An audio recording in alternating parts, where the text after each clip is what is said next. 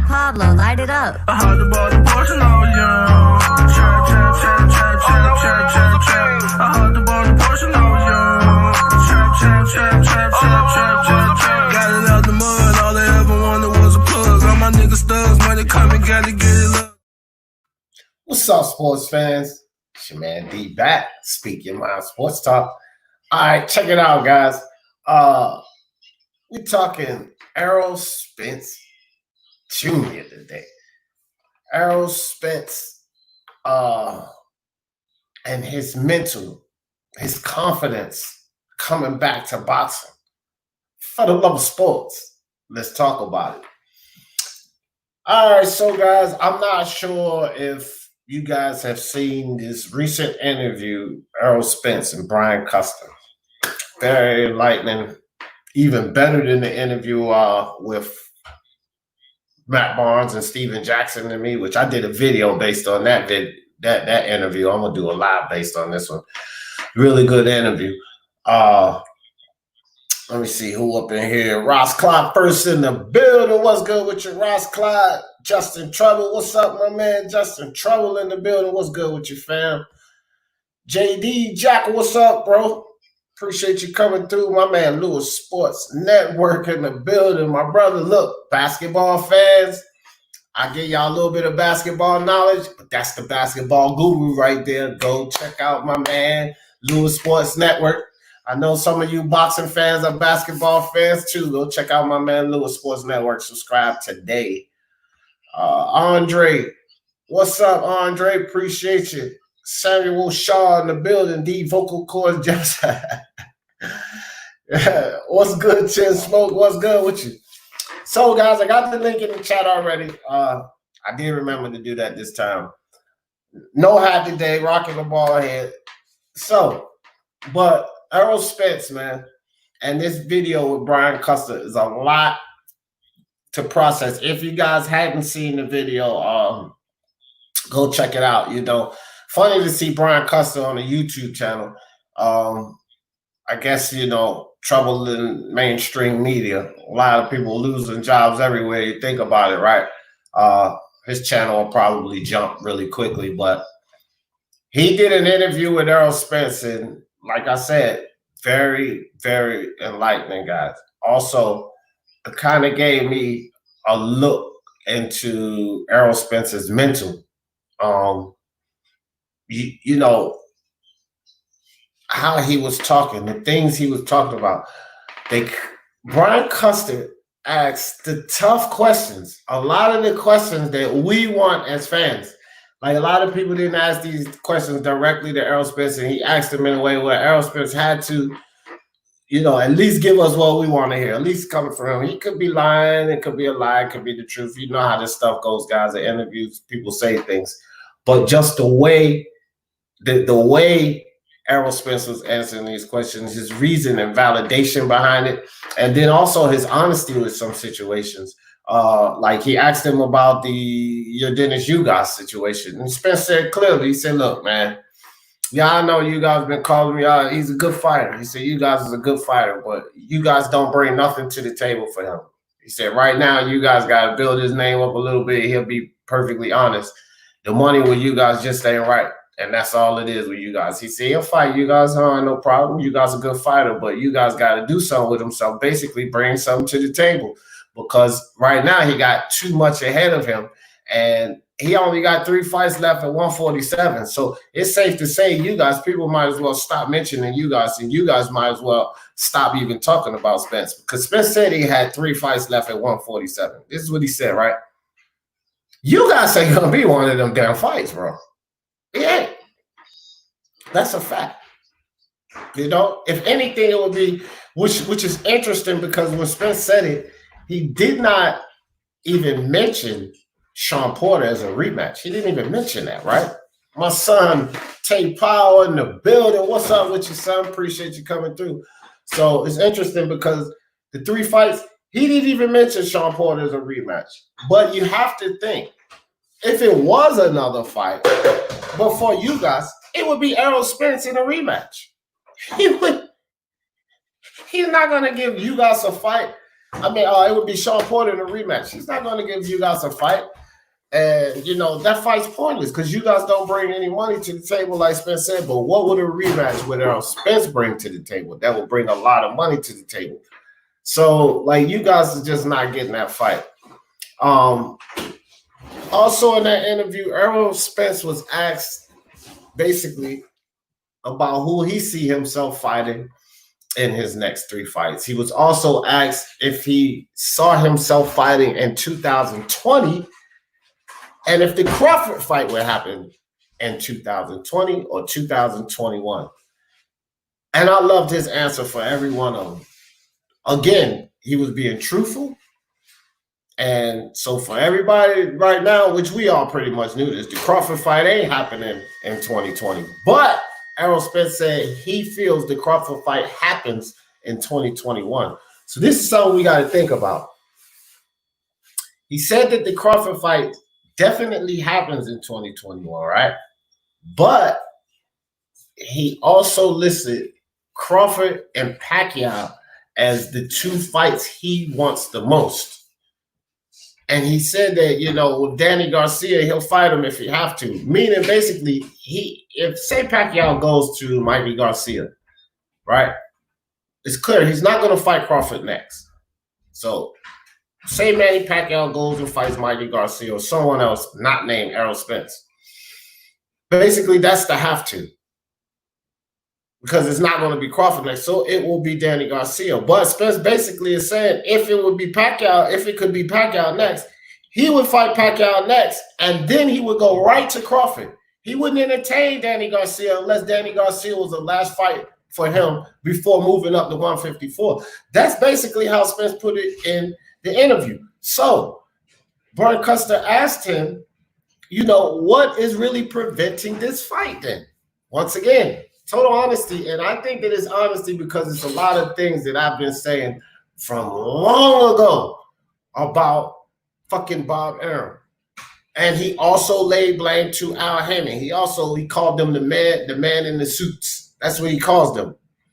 And he said the man in the suits basically got to get their shit together and make sure that the money is right for everyone. It's the man in the suits that's got to get it together and make sure that the money is right for everyone. Now, here's the thing. The men in the suits can make the money right for Bud and Crawford, and we can get the fight. The men in the suits are really concerned with making that money right for their pockets. And this is why we're not getting that fight, bro. You know? And people say, oh, Crawford came out and said Spence not ducking the fight. He came out and said it himself too. But nobody wanted to hear that. They wanted to just keep saying Spence ducking, Spence ducking, Spence ducking. They didn't want to hear what Crawford had to say, even though this is the guy Spence is supposed to be ducking. And now Spence has cleared things up. Listen, guys, these promoters are dirty business.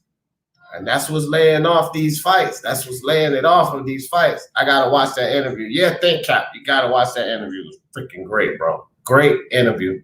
It's about 54 minutes long, but it's in-depth. Brian Custer cleared it up. He asked every freaking question that we wanted answered. At least he answered. He asked every freaking question that I wanted answered. I wanted to hear Spence's thoughts on it. Got to check that interview out. Johnny Boy in the building. What's good? Johnny Boy says, Brian Custer reminds me of Chappelle's show when he played George Bush. I remember that episode. Every time I hear that dude, what pops in my mind? Yeah, I remember that episode too. Nick Harmon, what's up with your fam? Nick say smash that like on your way in. Damn right. Hit that like for me, everybody. Let's get these likes up. Get this channel out there for sure. So Jay Cooley in the building. What's good with you, Jay Cooley? Thank you for putting that ducking shit to rest. Oh, yeah. No doubt, Jay Cooley. Because, like, again, I put a video up myself that said Errol Spence duck, right? Because the only thing that I heard from Errol Spence prior to this point was garbage, was stuff that I didn't want to hear. It was contradictory to what you told me before, Errol Spence, because until this interview, I was going off the interview that Errol Spence had solely before the Sean Porter fight on Fight Hype. And what Errol Spence said in that interview is after I get the WBC belt, I'm going to the negotiation table with Crawford and them, and then let's hear them talk about 50-50. But after the Porter fight, he didn't even mention Crawford. Was no negotiation table. He mentioned Danny Garcia. Now, Jay Cooley. And if you haven't seen this interview, Jay Cooley, you need to go watch this interview. So you did just thank me for putting that ducking shit to rest, but I need you to go watch that video, Jay Cooley, this interview, because you came on my video about Errol Spence and the Danny Garcia, the freaking theory, Jay Cooley. I wasn't accusing him. I'm saying this is a hypothetical. This is the theory, but this is something to think about. And you came on that video, Jay Cooley, and you gave me a whole bunch of grief about that. But in this very same interview, my nigga, with Brian Custer, Errol Spence said this. Danny Garcia, he confirmed it, bro. Danny Garcia and I had already decided to fight in January, Jay Cooley. Errol Spence said this in the interview, Jay Cooley. So when I put a video up saying, hey guys, look at this. Errol Spence and Danny Garcia, it appears that they already decided to fight each other in January, and Bud Crawford wasn't even in the plans. So when I put a video up like that, Jay Cooley, and you come off flying off the rocker with, you know what you said to me on that video. You called me a fake Spence fan and all of that, Jay Cooley. Now in this video, Jay Cooley, Spence himself confirms, my dude, we agreed to fight in January. What you got to say about that, Jay Cooley? Put that comment in the chat, because you put a comment on my video and it won't die. So what you got to say about this now, Jay Cooley? Alistair, what's up with you, fam? What's good with you? What's good? What's good with you, D? Hey, more dog. Samuel Saw said, you're welcome, DJ. Craig Smith. What's up, Craig? What's good with you, fam? Spence gonna get washed, D, by Crawford. Remember I said it was, well, we got to see the fight. And if he gets washed, he gets washed. But, you know, I edge Crawford. I think it's a close fight. I wouldn't bet the fight. And if somebody forced me to bet money, I ain't going to lie. I will put my $100 on Crawford to win the fight. How? I don't know. But I wouldn't bet the fight because I believe Spence can win. I'm a Spence fan. I got to believe he can win. And I do believe he can win because Crawford is going to be tested in that fight. Can Crawford pass the test? The test that I believe is Spence's body attack. Crawford can keep away from that. Keep Spence at the end of his punches. Keep Spence from getting in there, which is going to be extremely hard to do because Crawford gets hit. Then Crawford can win that fight. But if Spence is able to impose his will, get in there and work his body, Crawford's going to lose that fight, bro. And that's why I say I will not bet this fight. I would never bet this fight. And I slightly edge Crawford to win. And the reason I give Crawford that slight edge is because of the performance that I seen Spence give me in the Porter fight. This is the highest level opponent that he's fought, either Porter or Brook, and he struggled. And I think that Crawford's a higher level opponent than Sean Porter. Yes, styles make fight, but I just think that with Crawford's style, he brings more to the table than a Sean Porter. And Errol Spence needed to win that fight to me by like a 9-3 margin or better. He needed to win that fight to me a little more convincingly than he did for me to have total confidence that he's going to go in there and beat Terrence Crawford. And because he didn't win that fight in that fashion, even though I'm a Spence fan, I had to change my outlook on that fight with Crawford. I needed him to win more impressively than he did with Porter, and he didn't. So my outlook on the Crawford fight changed.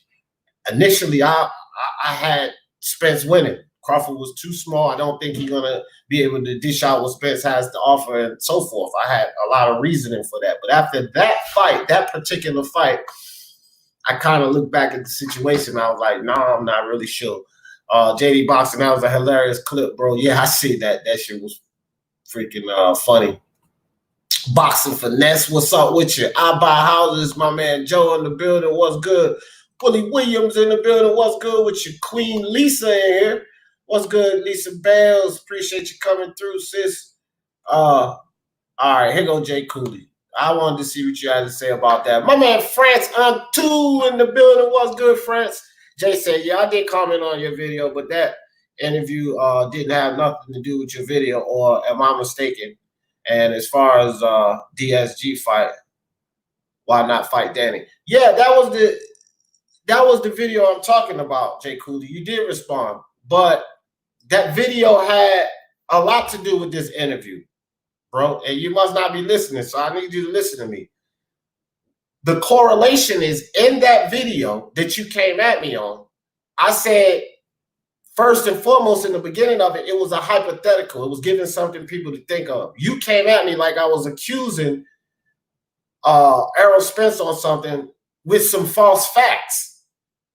But what I'm telling you is Errol Spence in this video just confirmed what I was saying.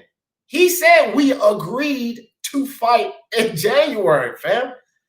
But on that video, you came at me charging, Jay Cooley, because you were like, that's bullshit, and I'm a fake Spence fan and all of that. But I don't tell lies, dog. I only report from the articles, from the things that I hear. That's what I'm telling you, Jay Cooley. And that's what that interview has to do with this. That Danny Garcia Spence interview.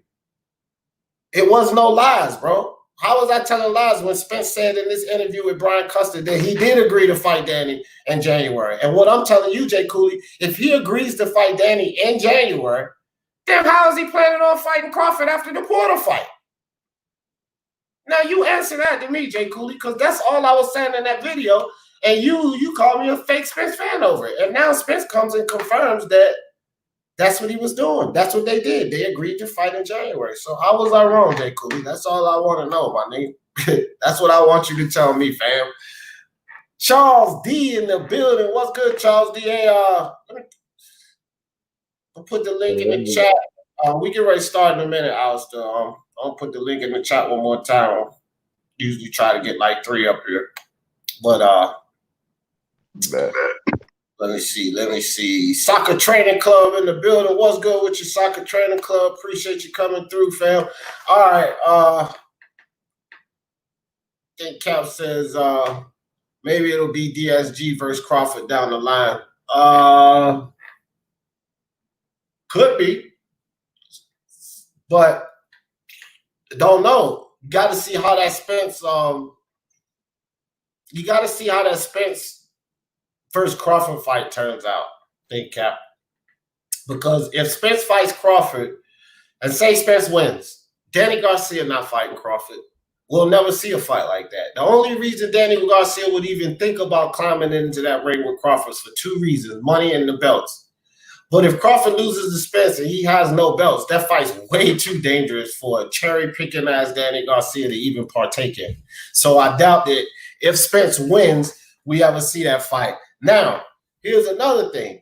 If Crawford wins, do they award Danny Garcia with that fight? Because they tried to get Danny Garcia in a fight before, and he basically ignored him. But that goes back to that video I was just screaming at Jay Cooley about, because that was during the same time. They sent Danny Garcia an offer. He basically shooed it away. Didn't negotiate it, didn't send him a counter offer, just because he already agreed with Spence to fight. And that's what that video I made was about. If they agreed to fight, then Crawford was never in any intentions. He wasn't in the plans, at least not for their next fight. Danny Garcia knew he was going to fight Granado. Spence knew he was going to fight Porter. And won't neither of them thinking about fighting Crawford next. And basically this interview and what I was saying, and the fact that Danny Garcia just totally dismissed the offer from Crawford pretty much confirms what I was saying in that video. But people like Jay Cooley and a lot of other Spence fans, they charge at me when I pull things out the cut like this. Oh, you a fake Spence fan, you ain't really for Spence. But it turned out being exactly true, bro. Like, that's what I don't get. Like, it's like Spence fans and Lomachenko fans and Pacquiao fans, Wilder fans, Canelo fans, whatever. They don't want to hear the truth about a situation if it shines anything that's not of praise on their fighter. Well, Spence is my fighter, and it might not have been praiseworthy, but is that what happened? And now the Spence come out and say, me and Danny already agreed to fight in January. It's pretty clear to me that that's exactly what happened, Jay Cooley. He won't end the intentions. And their fights, Granados, Porter, after their fights, Terrence Crawford wasn't in either of their intentions of being next, bro, including Errol Spence. And as a Spence fan, accept the truth, because that is the truth. Because I pulled it out the cut and put that video out there before Spence confirmed it, don't call me no fucking hater or Spence or a fake Spence fan, because it was the truth. When we put out the truth, that don't mean it's hate. That means it's the truth. And a lot of people can't accept the truth. Just that simple. So, Alistair, while you're up here, we're going to start this off. I'll put the link. Let me put the link back in the chat for anybody who want to come join today's discussion. And we're talking Errol Spence. And his mental confidence, you know, because he said he don't need a tune-up. He talked to Al, he don't need a tune-up. We're talking about Errol Spence and his mental and his confidence. Can this be something, this reformed Spence, can this mental and this confidence be something to propel Spence into greatness? Or could it be detrimental to him and cause him to fail? That's what this discussion is about. So I was just going over some things, Alistair, in the Brian Custer interview. And I'm going to play some vocals, guys, so that you guys can hear some things, too. I can't show anything because I don't know about copyright and all of that stuff. But I am going to play some vocals of what Spence was saying in that interview. And I'm just going to play Spence's part. I'm going to do that. But like I said, I'm not messing around with the video this time because I already got one of my other videos shut down. They just took it off. They took it off. They said, you know, it was a violation. So I ain't trying to get no strikes and nothing like that. Charles D in the building. What's good with you, fam? Hey, got that one. What up? Same old, same old. All right. Jay Cooley says, well, I must mistake the video. I never said you lied. I'm saying that he would fight Bud if the money was right after Sean Porter. But we all knew that he would fight Danny afterwards because he got, nah, Jay Cooley. No, dog, I ain't letting you off the hook like that.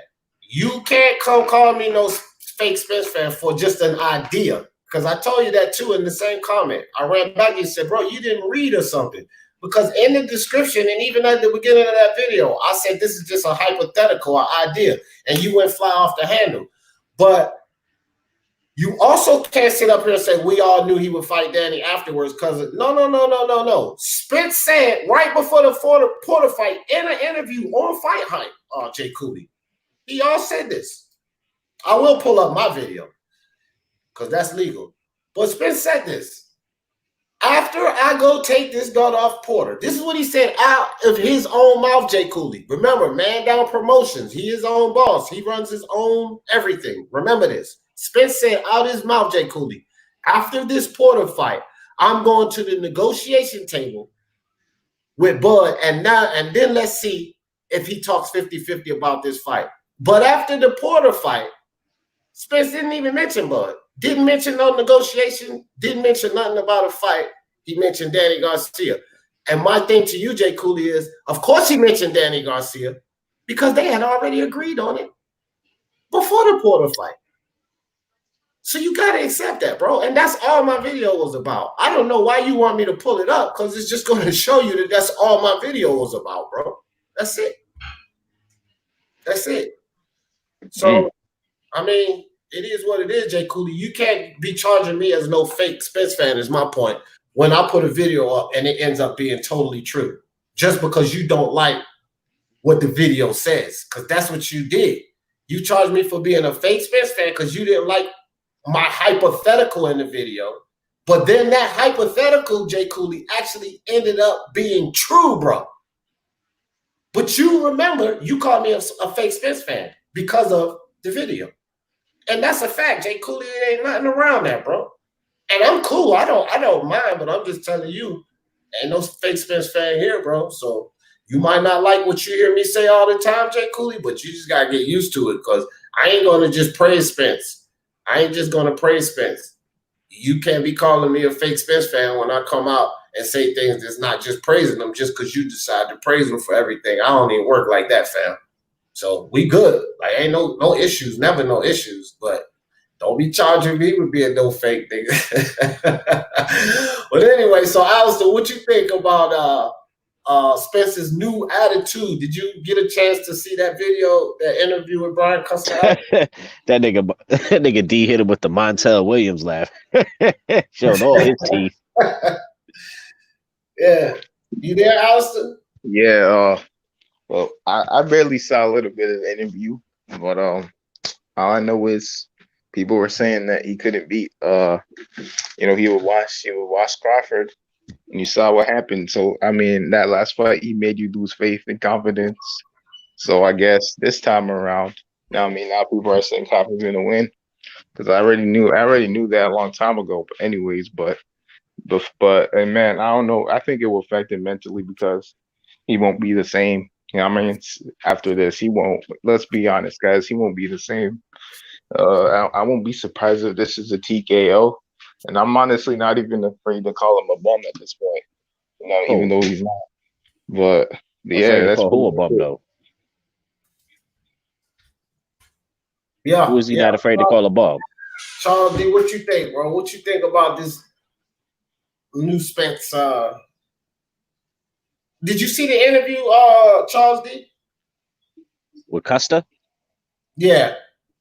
Yeah, I saw it. Where he was like, "Yeah, I'm a shark. Put me in the deep water." Yeah. That interview. Yeah. Yeah, well, nigga, you got new jibs in your mouth. You got new chiclets. Nobody knows how you look sparring. Nobody knows how you're gonna react to a punch. So him jumping in there with Danny Garcia, I'm not impressed by that. Because that's a bad first fight for you coming off of a fucking car accident. You getting in there with someone who hits hard. You know what I'm saying?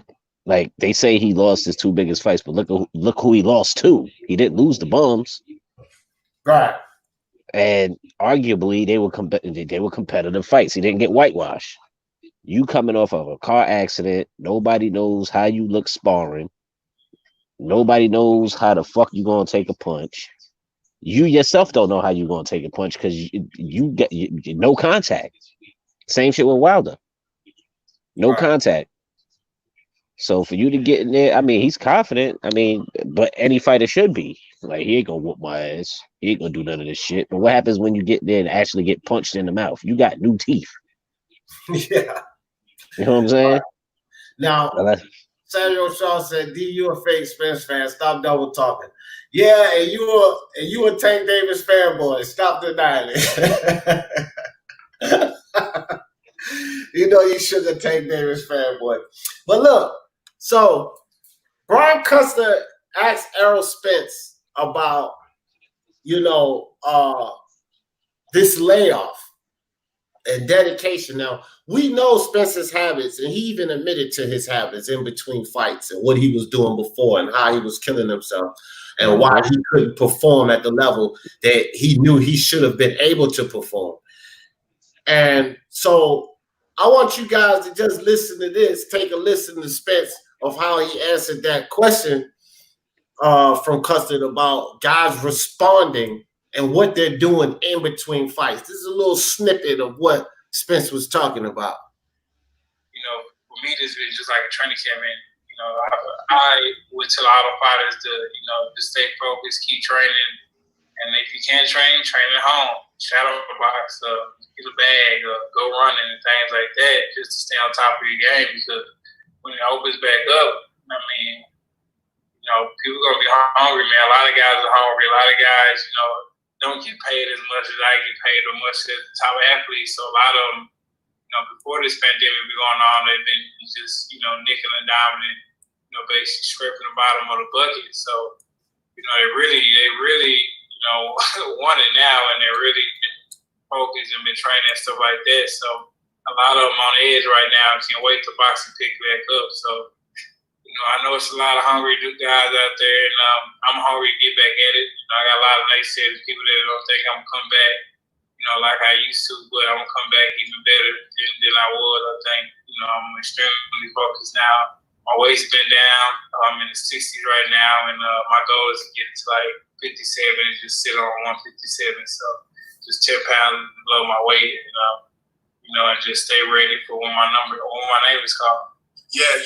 All right. So this is the stuff that I'm talking about. That's the type of talk, and not only the talk, but when you guys watch the interview, you can see that it's not a lie, because we can see in Spence's face, all of these fighters' face, when they balloon up and they blow up. You can see, look, men have muscle tone in their face when they're fit versus when they're chunky. That's just a fact, right? So you can see in his face that he's being truthful about what he's saying. But right now, he says he's in the mid-60s, guys. Mid-60s. Ain't been no fights for a minute. Let's think about this. Let's analyze this. It ain't been no fights for a minute. The dude was in the accident. The layoff has happened.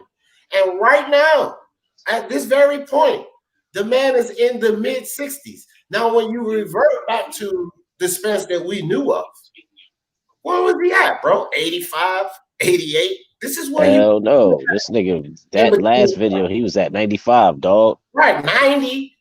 This man is living right now. And then what did he just say? What did he just say? He's working to be around 57. 10 that's pounds that's where he wants to stay. And that's where he wants to lay at until fight time. That is a new Spence, bro. You understand? This is the type of talk.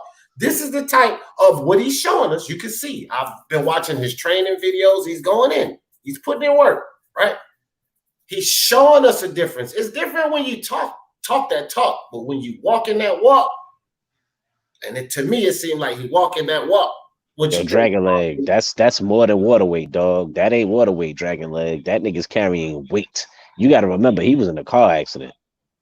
So normally he's what? $175, $180. He was laid up chilling. Can't do shit. Not active. This motherfucker, that's not water weight. That's food, water, that's everything. That's the man, he gains weight. The fact that he wants to stay at 57, that's comfortable for him at fight time because he only has to cut 10 pounds. He doesn't have to cut 30 or 40 pounds. Did you see him when he fought Mikey Garcia? The nigga looked sick. Yeah, he looked sick. He looked malnourished. Boxing Virus in the building. What's up, Boxing Virus? Luis Puente in the building. Dragon Leg. What's up, Dragon Leg? What's up with you, fam? Yeah, he looked real bad, bro. He looked unhealthy. He didn't look good at all. Just like when Tank, when he was with Cunningham to get to 30, said the same shit. Yo, Tank face all sunk in. He looked like shit. Miguel Moica, what's up with your fam? Appreciate you coming through, Miguel. Yeah, bro. And so, like I'm saying, there's a difference from, like, we can take a lot of what these guys say on social media right now with a grain of salt, because until they sign these contracts and get in there and fight, it's all lip service. You know what I mean? But like I said, too, when you putting action behind those words, you can say, oh, yeah, I'm training, I'm working out. And then we see you in every video bloated. Like that, bloated. Then no, you're not, you lying bastard. You're not working out. You know what I mean? But when we see your face all chiseled up, like we see Spence in this video, then that maybe he is working out. And we know before that's not what he was doing in between fights. He was partying, carrying on. You can see the nigga cheekbones, jawline. That's when you know you in shape or getting close to it. You're not carrying that extra weight. That 195 and you got to cut the 147. Nigga, you crazy? That's a hell of a weight cut. Right. This whole coronavirus is a blessing in disguise for these motherfuckers because they starting to realize they can't take shit for granted. So I'm glad you said that, Charles D, because let's get back in. Let's get back into this. I'm gonna play another clip of Spence. And again, guys, I'm not really trying to play Brian Custer's part in this because I don't want him to get any copyrights. But basically what Custer asked Spence on this question is why? Why should we expect not a Spence that's up to par? Because Errol Spence, Brian Custer said, you're telling me that you're not going to be Spence that's back. You're going to be better than the Spence we've seen before. And I'm just going off of, like I said, his practices in between fights is already showing us that he's at least trying to be, because you know what I mean? But Spence is getting ready to explain from his words why we're going to see a better Spence after this fight. So here we go. I mean, after he comes back, why he's going to be better than he was before. Well, my thing, because the focus is there, the focus is definitely there, and it's just I got a lot to prove. Before I had a lot to prove before the Kell Brook fight. People was already crowning me down. I'm the next guy. I'm the next, champion. The next top dude, or sorry, guys. Run the sport at the Floyd Mayweather and stuff like that. But now there's a lot of people, saying, "Oh, he's not gonna come back the same," or that car accident messed him up, or he can't come back 100%, and that puts a lot of gas in my tank, and just prepare me to come back, 100% ready, 100% focused. And like I said, I've been training, I've been running, I think you texted me yesterday and I was running. You called me yesterday and I was running. Like I've just been 100% focused and ready, and just ready to put on a spectacular performance. It's just everybody who's been doubting me, because I've been looking at all the little YouTube videos and, and stuff like that, where people been doubting me, and just add fuel to the tank, man. Just keeps me hungry and just keeps me focused and keep my eye on the ball. So you were talking about. All right, look. So check this out. I want to say this too, because I ain't gonna make this a total praise session. I want to give my ideas on this too, because Spence often says, and he even in this interview, he admitted that he listens to the YouTube videos, bro. He listens to us, a lot of us, maybe not my channel, I'm small, but to a lot of YouTube videos. And he says sometimes, when they start talking reckless and talking nonsense that he knows is not true, he just don't even listen. He moves on to something else. But he says sometimes when guys are saying things and they're valid, or they going at him on things that they have points about, he sits and he listens, and sometimes that stuff frustrates him. I think that's a knock, because I think you need to take those things and either use them as fuel or just don't worry about them at all. You can't run around keep worrying about what people are saying and trying to prove things to people. If you're going to prove something to yourself, if you're going out to beat Errol Spence, to compete with yourself, to prove something to yourself, then that's the idealism of a champion, compete against yourself. But to be out here trying to prove things to YouTubers and what they're saying and all of that part I don't agree with. What you guys think about that? Well, that could be, I agree with that to a certain extent, because if everybody is saying the same thing, he's believing his hype. He's not, you know what I'm saying? He's not training. Then he needs to listen to that shit because that'll humble you. Hold on, real quick. I want to laugh. And Dragon Leg said, "I'm headed to the gym now. I gotta get swole like D." That's why I started laughing. Because I'm nowhere near swole. Exactly. This nigga about to hula hoop through a Cheerio, nigga. You need to eat.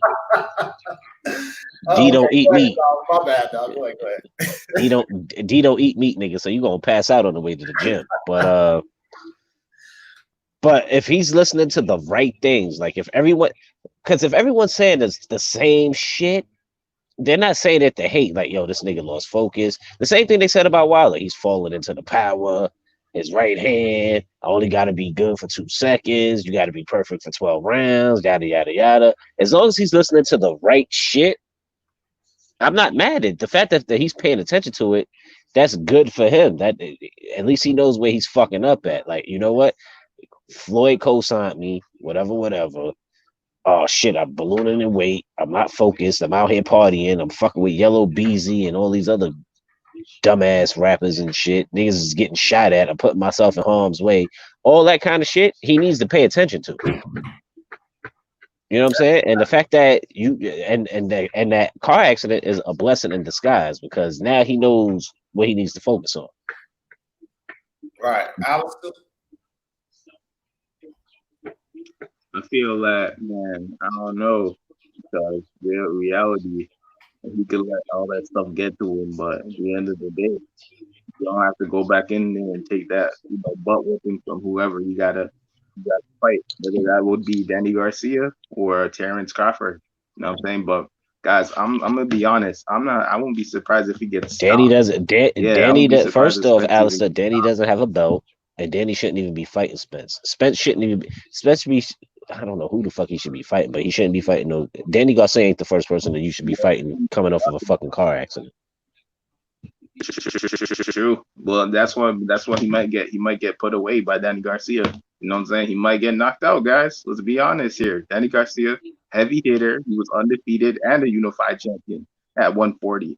Now he's gonna fight Errol Spence now. If he lands a clean big shot, who knows if it could be lights out, bro? We don't know. So it's like a bomb. You're getting hit by a bomb.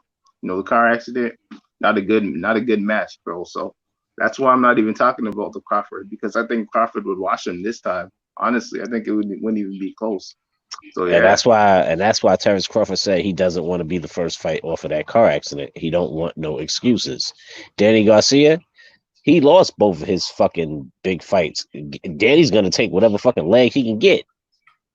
Right. Yeah. Both of his step-up fights that were for the most importance at 147, he tanked both of them. He lost to Porter and he lost to Thurman. Those were his two biggest fights at 147, and he tanked them both. So, valid point. But not badly. It's just he lost. Right. And then but he still lost. He still lost. And then on top of that, you're number one in the WBO. Bud makes you an offer, and you don't want to take the title shot. And the sanctioning body you number one in, you ready to switch to what is he fighting in? Is it the IBF or the WBC? I know he was number one in the WBO though, but you took a $2 million pay cut to fight fucking Granados instead of trying to win a belt and knock off Spence. Yeah. All right, so let's look at this clip, right? And again, guys, this is all about getting into Spence mental. And, you know, we're just going to discuss some things. And then at the end of the show, we're going to, you know, just give our opinion on whether his new mental fortitude, his confidence, is this something that could potentially lead him to greatness, or with everything we're looking at, it is something that could be his demise. But Custer asked him about what was going through his mind when he was first able to view the video of that car turning over. Because Spence said he didn't even watch the video for a while. For the first couple of months, he didn't even really remember what had happened. He was just trying to process everything, realized that he had messed up, took things for granted, and get his mind right. And he hadn't really watched any of the video, any of the media concerning his accident.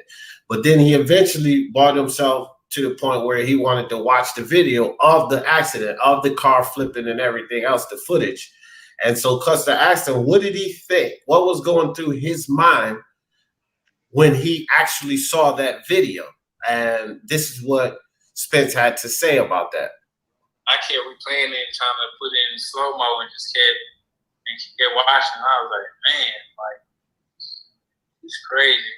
I was just like, man, that was, you know, there's nothing but God, you know, there's nothing I can do to you know, just nothing but God and great genetics not to break any bones. That was just nothing but God that, you know, I didn't, because even the doctor couldn't believe it. Like, I didn't break any bones or any fractures or anything. Like, nothing wrong with me except I was banged up, like extra bruised up, and my face was messed up, like my eye was swollen, and you know, I got some teeth knocked out and things like that. So, but as far as like anything just like messed up, like broken or any lacerations and things like that, I didn't have at all. Well, you know. All right, so when we say that, okay, you have to realize and accept, when you come out and say I'm a savage or don't blame me, we ball and blame God, this, that, and the third, that don't show the right mental stability. In my opinion, that don't show that you realize what you've done or anything. But when you respond to a question in this sense, then kind of give me the feeling that you understand what happened, right? Like, you understand that this ain't no fucking game. But this is not what we was hearing from Spence initially. These are the type of things we hearing now. Does that mean anything to you guys? Is that like, when you guys hear him talk like that, does that give you any sense that things are changing in this kid, or is it just lip service? Do y'all look at it as just PR? He's just trying to say the right things for the public. What do y'all think about that? Well, I think that honestly, I feel like what he said earlier, I feel like it was funny, you know what I'm saying, when he said, you know, I'm a savage, you know, I like that, you know what I'm saying? That was funny, bro. That shows he's a beast. He could go through a car accident and still come back. So that's really what we want to see. You know, we want to see him say, you know, what's up? You know, I'm a savage. You know what I'm saying? Can't break me. No breaking bones. Let's go. In reality, you know what I'm saying? In reality, though, you know, it wasn't really smart. In reality, he understands what's going on. But it was just really entertaining when he started coming out saying, "Oh, I'm a savage." You know, I wish he kept that same energy, because it would have been really nice. It would have gotten more views, you know what I'm saying, on his interviews, that's for sure. But after that, though, reality, he's probably going to get his jaw broken in any type of way. You know what I'm saying? Like Errol Spence, Errol Spence is a bomb, man. He's a bomb right now. So that's how I see it. Charles D. Nigga, you said he's a bum? No. Go ahead, Alistair. He asked you a question. Yeah, Errol Spence is a bum. You know what, Pink Clips? I can't deal with you. I can't. Alistair say some wild shit, but that speaks to what he was saying when he was like, "I'm a savage" and all this other shit. He was feeding into the bullshit people was putting into his head. That's why he's retracting his statement, saying he's refocused. You know what I'm saying? You missed the whole point of the conversation, Alistair.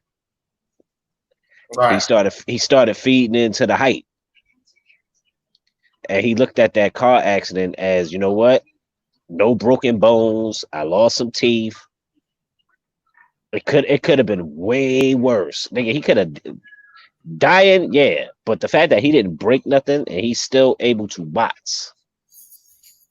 Even though he can't do, I don't know what's his level for the sparring shit. I know he's still not sparring, but the fact that he's able, nigga, he's walking, throwing punches. He's still active. He still wants to fight. There's nothing major that we know of. I still think he should take a lighter tune-up, but the fact that he wants to get in there like he didn't miss a beat, that says so. He's rededicated to the sport. He took a lot of shit for granted. But you can't knock him for what he's saying right now. He's saying all the right shit. Now, all we got to do is see if he's going to follow it. Yeah, facts. All right, so let me get in the chat real quick, guys. Got a couple of comments coming down. Shiz Biz in the building. What's good with you, Shiz Biz? Toby Baller says, but D, if he doesn't remember being in the hospital, how can he be held accountable for his text? Well, that's the thing, Toby. It came out that he may never even been the one to write those texts. May have been someone that got a hold of his account or something, you know, like that. One of these freaking cronies or something. So, you know, I don't think, right, like when it comes to holding him accountable for those texts and everything, like me, that's water under the bridge, because once you turn over, like that was the nonsense that I wasn't approving of.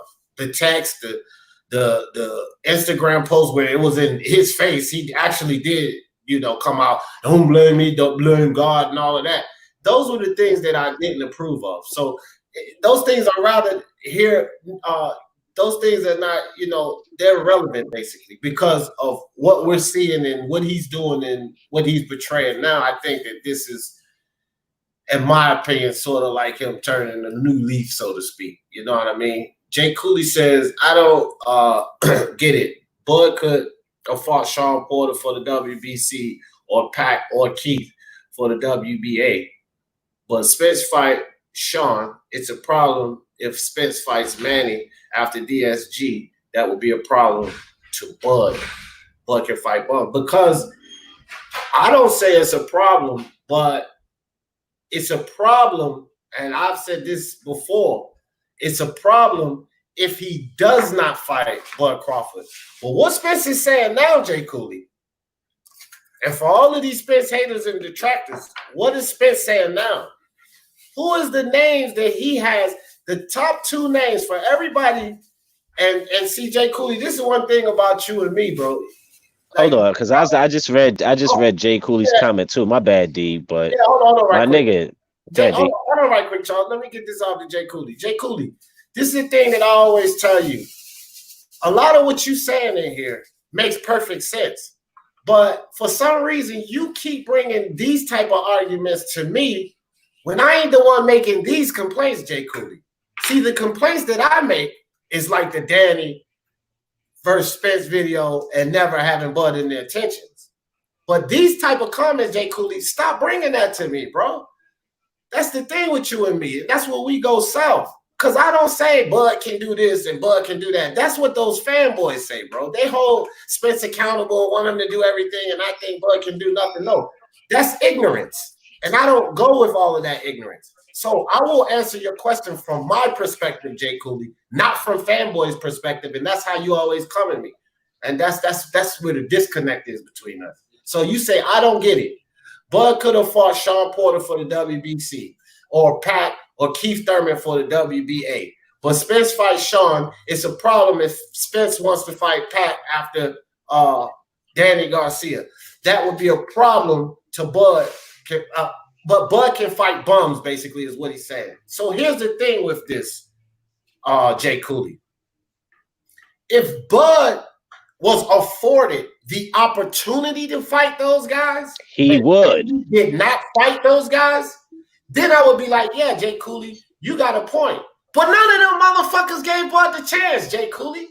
So that stuff you saying is absolutely, it makes no sense because it takes 2 to tango. Hold on. You got to get in the fight, and then the other guy has to accept it, Jay Cooley. So you can't hold Bud accountable for making fights with Sean Porter, Pacquiao, and anybody. They're not giving them the opportunity to fight him. Hold on for a second, D. Right now. Let me just throw this out there for Jay Cooley because he's throwing all this weird shit out there. Listen, when Thurman fought Pacquiao, Thurman wasn't supposed to fight nobody. That was his get back year. Now, Thurman did the same shit he did to Bud, the same shit he did the same thing he did to Spence. Get a strap, we'll talk. Them niggas got a strap. What happened to the fight? Not a damn thing happened. Nothing. And now Keith lost his WBA. He had to vacate the other one. Now that Jeff Horn doesn't have that WBO, that belt don't matter to him. Now he's acting like he's still the champion. Like if Crawford sent me an offer, I'll entertain it. Who the fuck are you to entertain anything, nigga? You don't got a belt. The same thing with Danny Garcia. You don't have a belt. These niggas is offering you millions of dollars and a shot at a belt because y'all niggas don't got no strap. Who the hell are you to dictate what the fuck is supposed to happen? You're not in the driver's seat no more. That shit goes out the window. Bye bye. Just like cricket service, nigga. Okay, bye. There's no reason to talk. Yo, that's a fact. And Jay Cooley, I don't really want to. Oh shit, Jay Cooley. Good. I'm glad you came up here, Jay Cooley, because I didn't want to. I'm gonna let you. Good. You up here. So let me get to the chat real quick, Jay Cooley. I'm gonna let you take over, bro. Let me get to the chat real quick. Unrivaled Boxer talking news in the building. What's up, Mark? He said, what's up with the notifications? Mark, I don't have any idea, bro. The only thing I can say to everybody that's listening now, I put a community post out, and this is for my channel. And like a lot of you guys are subscribed to Mark's channel and Johnny Boy and people I'm affiliated with, Showbiz the Adult. Listen, if you guys are having problems with the notification, I did research on this. There's 2 things you can do to fix that. You can turn the notification bell off. Make sure it's the dark one, the black one that's filled all the way in. Turn that off and then click it back on and see if you get notifications from that channel. If that doesn't work, unsubscribe from that channel and then resubscribe right back to that channel and turn the notification bell on. And then that's usually working for some people. Other than that, guys, I can't tell you, but YouTube is totally fucking my notifications right now. So, because everybody keep telling me, bro, I'll get like crazy DM, like, man, I'm not getting the notifications when you go on. And I'm scheduling these lives ahead of time. So they should be out there already before I ever go live. I'm doing it like 30 minutes to an hour ahead of time, but it ain't popping up. So we just gonna keep rocking out, guys. I'm not gonna get worried about that stuff too much. Jose Yepes in the building. What's up? What's up, my man? Jay Cooley on the motherfucking panel. What's up, D? Coming through, Jay Cooley. First What's time up, on D? the panel. What's up, fam? No, chilling, fam. Now let us. What this about is why Spence fighting Danny next and not Bud. Before I start talking. Me and you, you know, sometimes we go back and forth. We kind of veered off into that, but what this topic is actually about is this, Jay Cooley. This interview with Brian Custer and Errol Spence. Those are the clips that I'm playing. Did you get a chance to see that interview? Yeah, I did. All right. So what I'm talking about concerning that interview is I like what I'm hearing from Spence. I like this newfound confidence from him. I like where his mental is. And so we're talking about this interview. I'm going over some clips, and we're basically discussing where Spence, where we feel like his head is. And if this is something that can propel Spence into greatness, where a lot of the fans like myself and you expect him to go, or is this something that can be somewhat overconfidence and he needs to slow down some? And if not, it could cause his demise. So we kind of breaking down the interview, what Spence has been doing here lately. And, you know, is this a new Spence or is this the same Spence of old just giving a lip service? Well, you know what I'm saying? That's what we break down right now. To me, man, it's just I like Spence. If he take this L, if he fight Danny, he lose. Ain't no excuses. That's right. What I'm saying. He said he don't want no tune-up. Don't give him no tune-up. He the fighter. If he get his ass knocked out, he get the fuck knocked out.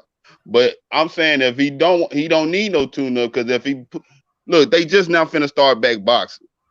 If he get a tune-up, he ain't finna fight Bud next after the tune-up. You know what I'm saying? He gonna fuck around and fight Danny or somebody next, because Bob not paying for turns to fight nobody but Spence. But Spence ain't gonna fight Bud. Well, Spence will fight Bud, but it gotta be promoters, man. It got to be the money. It got to be. And the only reason I think that he fighting Danny because he on PBC side. That's the only reason. If Danny was somewhere else, he wouldn't have fought Danny. He wouldn't have fought him. Facts. I agree with that 100%. That's the only reason I'm thinking. That's the only reason. Yeah. Now, if he don't fight Bud after this fight, something wrong. Yeah, for sure. Something wrong. For sure. All right, so guys, look, I want to move on to this next clip. And Jay Cooley, you stick around too, because I usually have 4 on the panel. I want to get you guys' thoughts on this. So this next clip, Custer was asking Spence, when you won, when you finally unified, and you got that belt off of Sean Porter, and you knew you was going to go in there and get that belt, so you pretty much was feeling this way going into that fight. Did you get complacent? Did you lose your hunger and say, well, I don't even want to fight this guy no more. I don't want to fight this guy. I'm just going to go after the money? Because a lot of people talk the talk and walk the walk, but when they get those belts, they don't want to fight the top guys. And you've been getting a whole lot of complaints now, Spence, that you got your belts, but now you don't want to fight Crawford. Is that what happened with you? Did you get complacent that way? And this was Spence's answer to that question. Oh, shit. Hold on, guys. I don't want to play Custer's voice because I ain't trying to get no violation. That's why I'm just talking over it, trying to mask it out. I'm not really, because me, I wanted to fight it. I still want to fight everybody. Like, it doesn't matter. I think I got kind of complacent in you know how I always train hard. Like, I always train hard. I always, you know, was focused once training camp to ride, but outside of training camp, I wasn't, you know, as focused as I should have been, or I get too high up the weight, and then training camp come around, I got to run 2 times a day, and always training in a sauna suit and working out in a sauna suit, or I didn't want to fight around this time because, you know, this time is cold time. It might be winter time. It's not going to making me lose weight as far as running in the summertime or around July or August and things like that. So for me, it was just staying focused outside the gym, outside the training camp, and outside when I don't have fights. On downtime, just staying focused, staying hungry, and making sure I'm more disciplined now, and as far as my regimen and what I eat and things like that. So a lot of young guys don't realize that.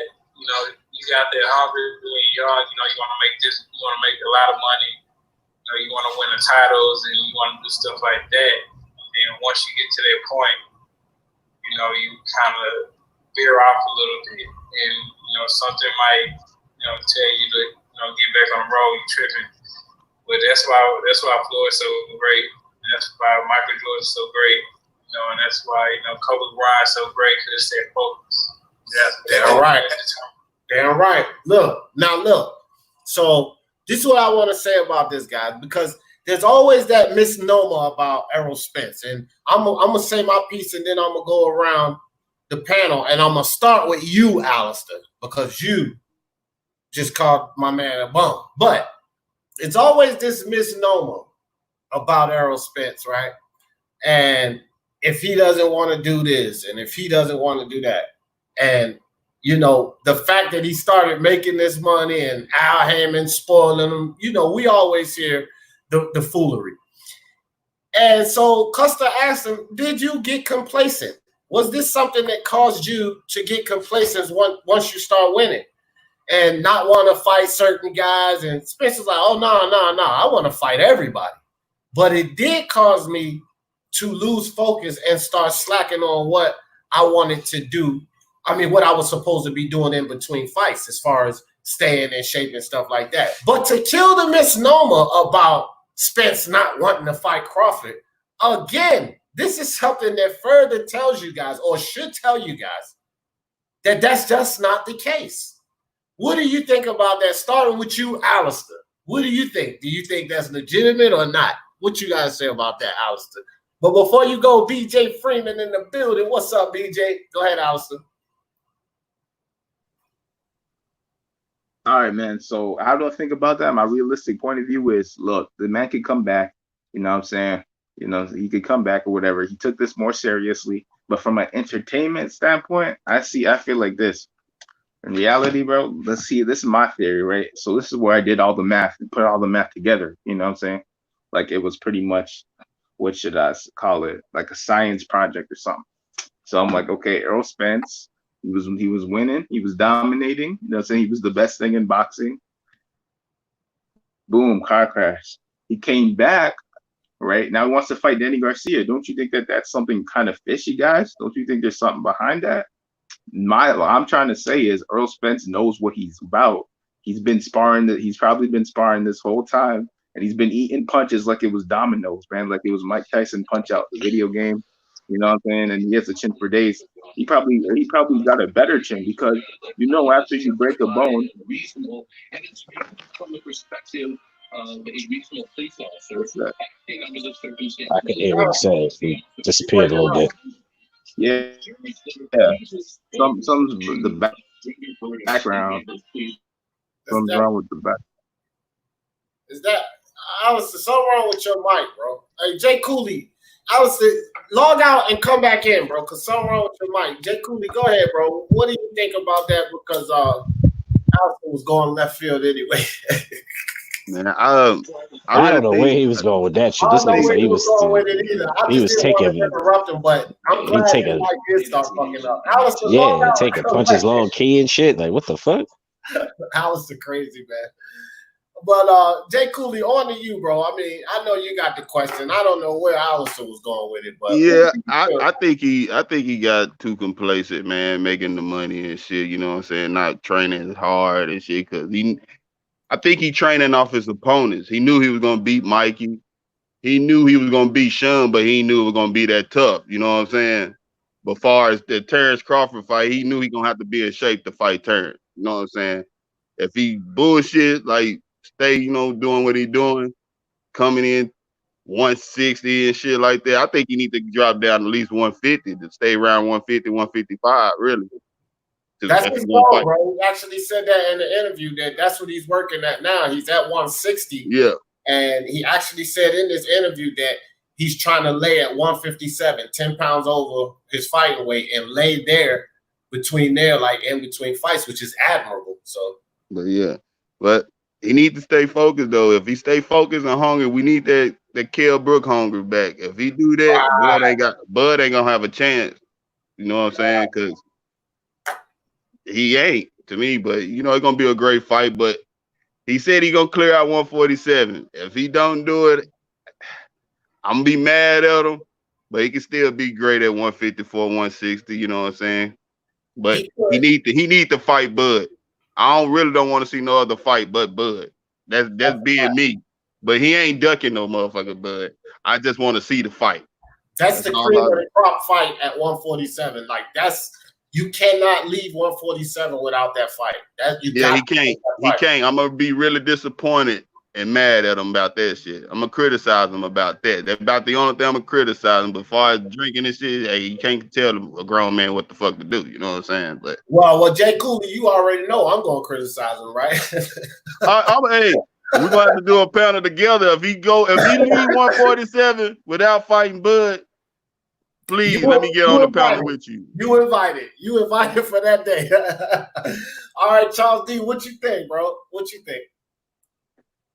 Complacent, him being complacent. And Charles D, before you go, let me say this to Alistair. Alistair, you've been here with me since day one too. You another one of my day ones. And you know how I run this panel, bro.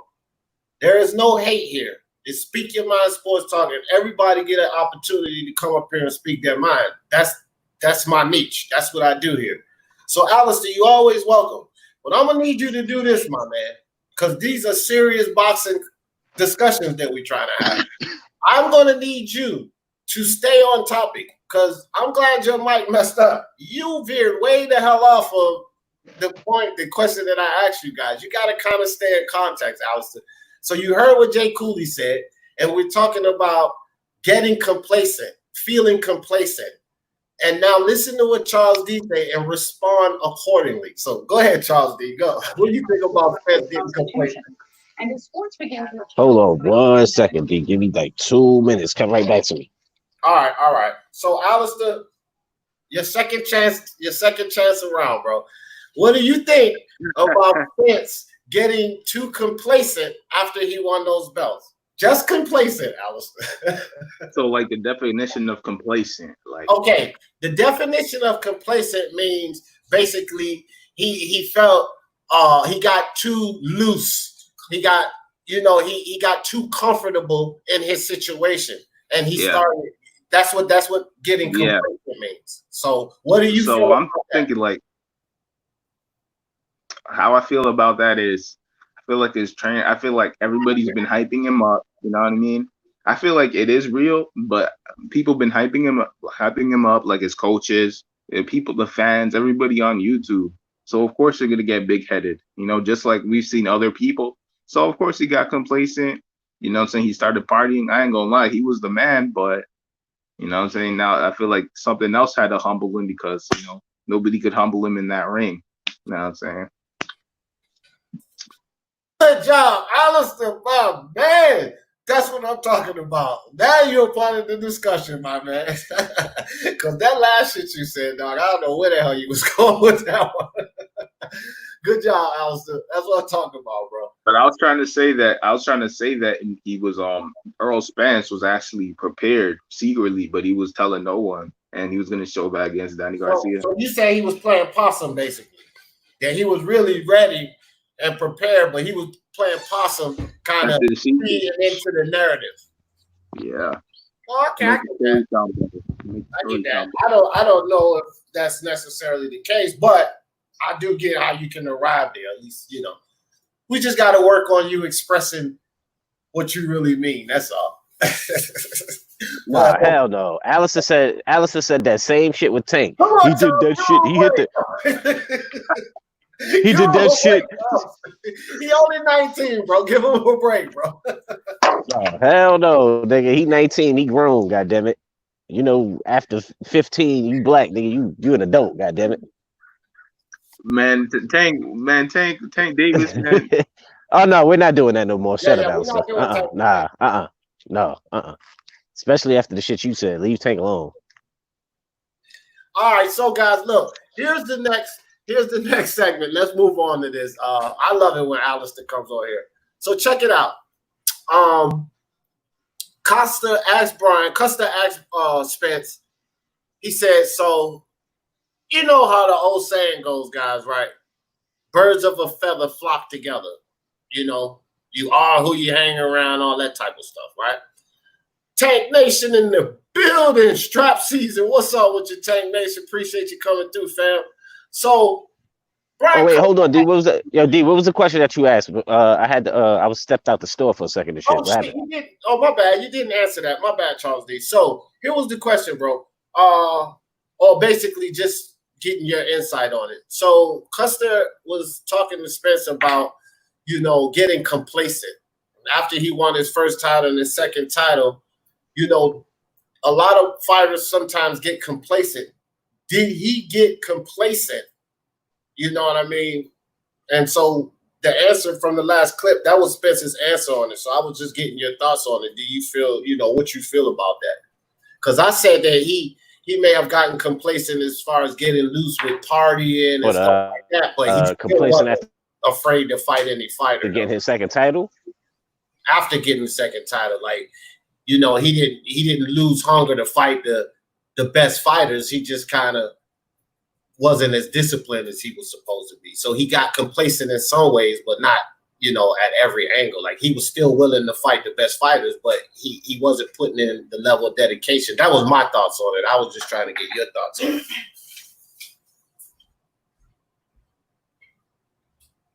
No, I had the same shit. After that car accident, that shit seemed to he zeroed in. He got focused. Right. Because he's walking.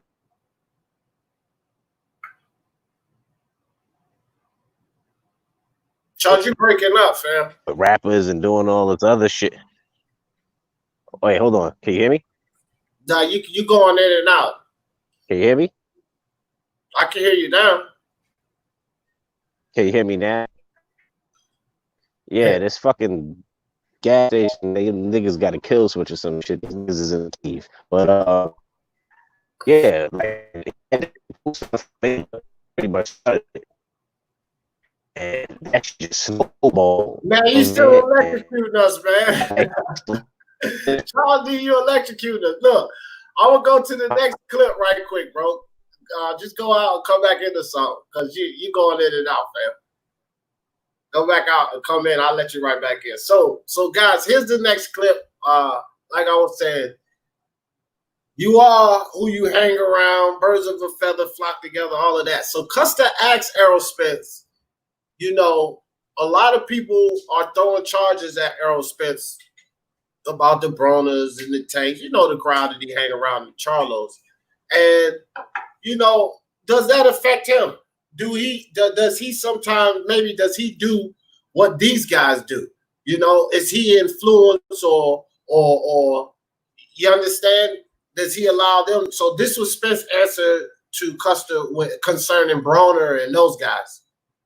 I mean, it's something that me and Asia talk about a lot. You know, it's something me and Asia talk about a lot. But you know, it's basically, you know, I'm a grown man, and you know, I can hang around.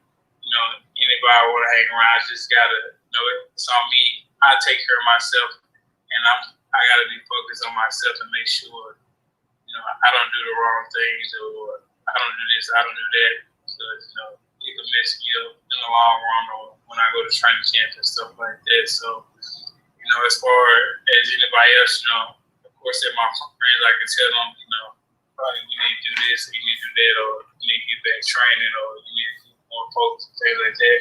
I can tell them that, but it's more of a, you know, of a personal thing that you just got to do with it. As for me, I got into that mode where, you know, I wasn't fighting for like 7 or 8 months, and you know, I take a lot of time off, and then you got money, you're not doing nothing, and you know, you don't have people taking the right things. You know, you kind of drop a little bit and you get on focus. But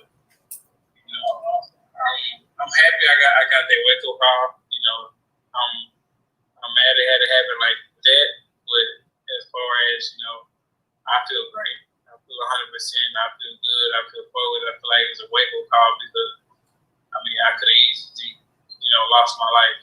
I feel like everything happened for a reason. I could easily lost my life, and I didn't, especially to something like that. And flipping out the car and falling and getting thrown from the car and landing 80 feet away from the car, and me versus concrete in my face and things like that. And I'm here, I'm fine, and you can still see me, and still walking, still running down the street and things like that. So it was just a wake up call for me. It just allowed me to put a lot of things in perspective, and and learn a lot of things, and take accountability for my actions and for my mistakes, and not put on anybody else but myself, and just hold myself accountable. Okay, you did this and you did that, and that led you to this. So what you gonna do different now? Or you gonna get down the same path? See, and okay, guys. So I had to cut the camera for a second, but here's my thing with this. I'll start off. I go to, what happened to Jay Cooley? Jay Cooley fell off. Well, thanks for coming on, Jay Cooley, my man. Jay Cooley, first time on the panel. You're always welcome, Jay Cooley. Yeah, I appreciate you too, fam. That's what's up. So here's my thing on this, guys. And it's just like Spence just said. Look, man, these guys are all grown men. You can hang around who you want to hang around. It's up to you to decide what you're going to do. So he said, yeah, he talks to Adrian Broner, and he tells Broner this, that, and the third, but what is Broner out there doing? Spence can't determine what Adrian Broner does, and vice versa. Birds of a feather flock together, in my opinion. Sometimes that only is concerning kids and like teenagers and stuff like that. But when you get to an adult, you're an adult. You gotta do your own thing, stand your own ground.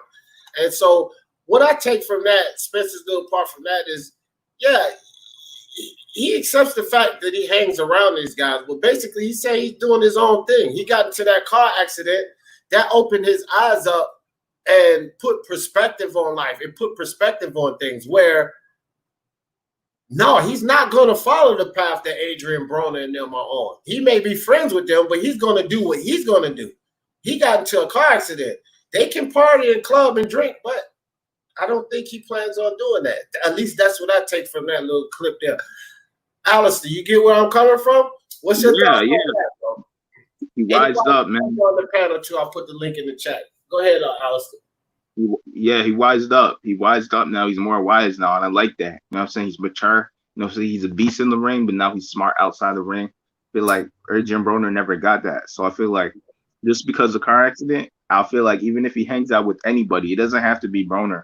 He wouldn't get affected by it, bro, like that. You know what I'm saying? Because he knows what he has to get done. He knows his purpose. You know what I'm saying? He's on fire right now. He's more motivated than ever. You know, so if you look into his eyes, he's more motivated, than ever. And the guys that they're mentioning, right? Like, oh, him still hanging out with Broner. You know what I mean? Adrian Broner, he will accomplish more than Adrian Broner has ever did. You know what I'm saying? In his entire career. So we don't even want to talk about that right now. Spence right now is on a mission.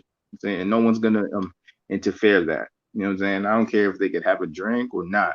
Because at the end of the day, it's his responsibility to get himself in shape and motivated to do whatever he wants. You know what I'm saying? And even if he's hanging out with Broner, fine. You know what I'm saying? But just don't overdo it. Don't make it to the point where it costs you a fight. And one more thing, these people, they want to try to bring you down because they're not because you know what I'm saying, they haven't accomplished the same things as you. So they could care less if your career goes down because their career is over. But yeah. Jose Yepes in the building. What's good with you, Jose? Everything's beautiful, D. What's up with you guys? Same old, bro. Just having a quick discussion. What's good, Jose? Jose Yepes. Is on the plate today. Oh yeah, I seen that interview. That was a good interview. Yeah, how long you been in, Jose? I see you been in the chat. So that last clip that I just played, right?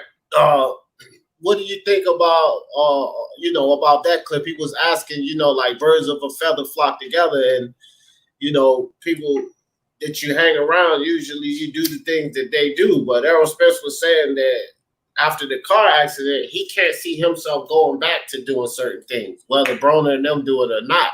He says he talks to Broner all the time, but he's his own man and Broner's his. So, you know, how do you feel about that? You think Spence is just giving us PR service, or you think that he's sincere about that? I mean, what is he supposed to say? It's not like he's gonna say, "No, I'm gonna go back to drinking and smoking and dancing with guys." I mean, let's not forget after he had the car crash, he went back to drinking. He went back to the clubs, and he started doing all that. So I think right now the reason why everybody's all nice and quiet and getting all this courage is because let's not forget the clubs are not open; they're all closed up. So I want to see what happens when the clubs open up again, when Yellow Mellow hits him up, when the broads start hitting him up.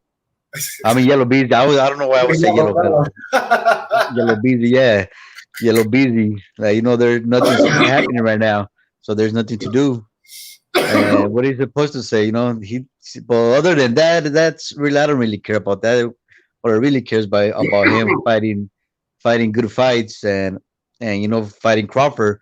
Well, honestly, I'm over that. I don't think it's gonna happen. I said this before, because he's been at 47 since when? 2012, 13. Yeah. So how long is he gonna stay there? Realistically, we get ready to talk about that. Right. Yeah. You know, boxers they usually move up after a certain couple of years, and I think he's overstayed. Well, hold that thought, Jose, because we get ready. All right, my bad, D. But yeah, I mean, yeah, hopefully for him and his family, he becomes a better man, and that's about it. That's what's up. So, all right, guys. So moving on, and I wanted to know this, and like I said, I want to just go over a lot of questions, guys, because I'm pretty sure you guys wanted to know some of this too. So for all you guys that didn't get a chance to see the interview, I'm just letting you guys know what question Custer asked Spence, and I'm giving you Spence's direct response, okay? I don't want to play Custer's part because I don't want any copyright infringements or any of that. But I can play what Spence says all day I want because it's nothing against that. So anyway, Custer was asking him, when will we see you? Now that you're the big Spence, the big star, do we have to deal with pay-per-view after pay-per-view after pay-per-view? And I wanted to know that too. Like, I was really interested in that because I've been supporting you this whole time when you was on free TV. I don't want to have to pay every time I see you fight now. Some of these fights that you are in may not be worth the pay-per-view, right? So, here we go. This was Spence's answer to that. Will we see you on? Oh, damn, I did it again. All right, here we go. I think my next fight will be pay-per-view again, but I want to fight on Fox because I mean, Fox get more viewers. I want to get that 6 million views on Fox or something, but you know, I want everybody to see me fight. When you fight on pay-per-view again, you know, it is more money, but you know, I want to fight on Fox where everybody gonna see me fight. What do you think? Hey, you hear this? So, again, so he want to fight on regular television. It's like this, guys. I think that this accident brought a lot of hunger and stuff back in the Spence. I think that he was about the money. He did fall into this PBC spiral that a lot of these fighters fall into. But I think like that accident opened his eyes up to a whole lot of things. You know what I mean? He wants to fight. He wants to fight on free television. But guys, other fighters want to make money too. We can't always just throw stones at one fighter. So if Spence is down, if he's willing to fight on live television, what about the other guy that's fighting Spence? They probably felt like they finally got the opportunity to fight Spence for pay-per-view. So that other guy's got to be willing to fight off a pay-per-view. And that's the problem with boxing. But, you know, and I just kind of thought about that when I heard him, you know, give that response. What do you think about that, Jose? Oh, but real quick, Jose, before you go, Boxing Monster said, I hear you double talking, D. Jefferson, transforming into mosquito bites, D. Jefferson. as he speaks about Errol Spence like a butterfly. Listen here, boxing monster. I hope Jermell Charlo fights Laura because he's calling for that fight. He's willing to fight him. Walter Wright in the building. What's up, Augusta Road? What's up with you? So when Jermell Charlo fights him, boxing monster, you'll see what I'm talking about. And I'm going to leave that at that, monster. Walter Wright said Bud will lose. But Jose, go ahead. What you think about that, friend? What Spence said about fighting off a pay-per-view? Well, I think that's not really their call. I think that's more of the management and promoters. They say who goes on pay-per-view and who doesn't. At the end of the day, they're gonna do whatever they tell them and wherever they're gonna make the most money. So that's pretty much that.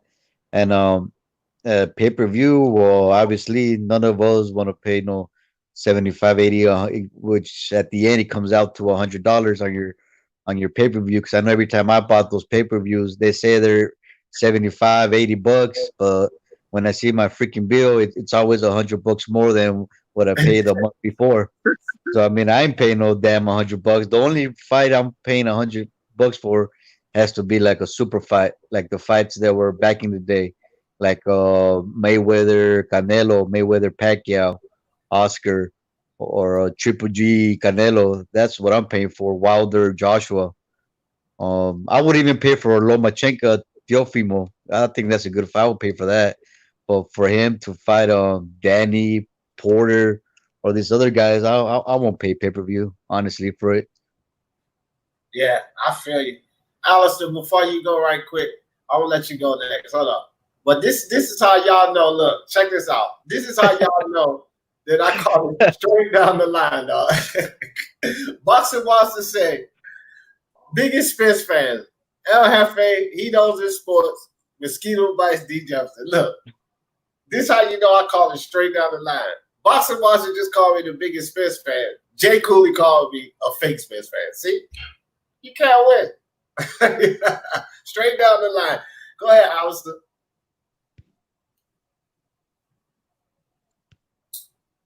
Alistair, wake up.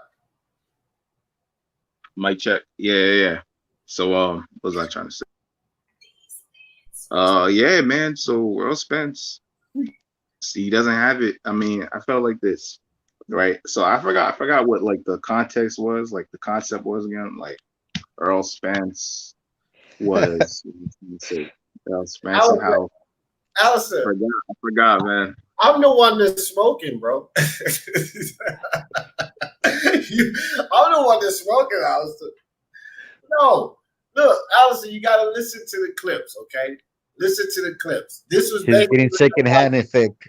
Yeah, it was just basically the thing was I played the clip. He was asking him about will we see him fight again off of pay-per-view, and then Spence answered. So what we doing is we giving our thoughts on the clip, Alistair. So if you don't hear the clip, you're gonna be lost, bro. I remember now. But I was secondhand smoke. Go ahead. Spence not even a star like that. Like he's a beast, right? I gave him credit, but he's not even a star like that. He shouldn't even really be on pay-per-view like that. Oh Jesus, who is Alistair doing now? Let him go, Tom. Let him go. Go ahead, Alistair. The man barely has like 600K on whatever on social media. Like he's not even a star like that, bro. Like, what was I trying to say? He better fight on the free TV because right now it's not even about legacy no more. It's about money driven. So that's why he's going to get that money. You know what I'm saying? Forget all about all that pay-per-view going on, bro. Because then in his first pay-per-view, he did what, 300,000? So that was his first ever pay-per-view ever, bro. And he didn't look all that impressive. You know, the fact that he got to be, you know, all this stuff about, he's the next Floyd Mayweather and all that. Come on, bro. He just started. How is he the next Floyd? And he just became world champion yesterday. You know what I'm saying? Like, bro, just a second ago, he was calling out Keith Thurman, but everybody forgot about that, huh? The guy lost half a, you know what I'm saying? All right, slow down. So, you don't agree with the whole PPV thing. Okay, I get it. But Alistair, you got to understand something, dog. Coming off the gate doing your first pay-per-view, 300,000 is not bad, Alistair. That's not bad, number one. Number two, if Spence fights Manny Pacquiao, it's a pay-per-view fight. If Spence fight Terrence Crawford, it's a pay-per-view fight. If Spence fights Danny Garcia, they could put that on pay-per-view and they would make money. You cannot sit up here and say Spence is not a star and he's the second biggest draw at welterweight.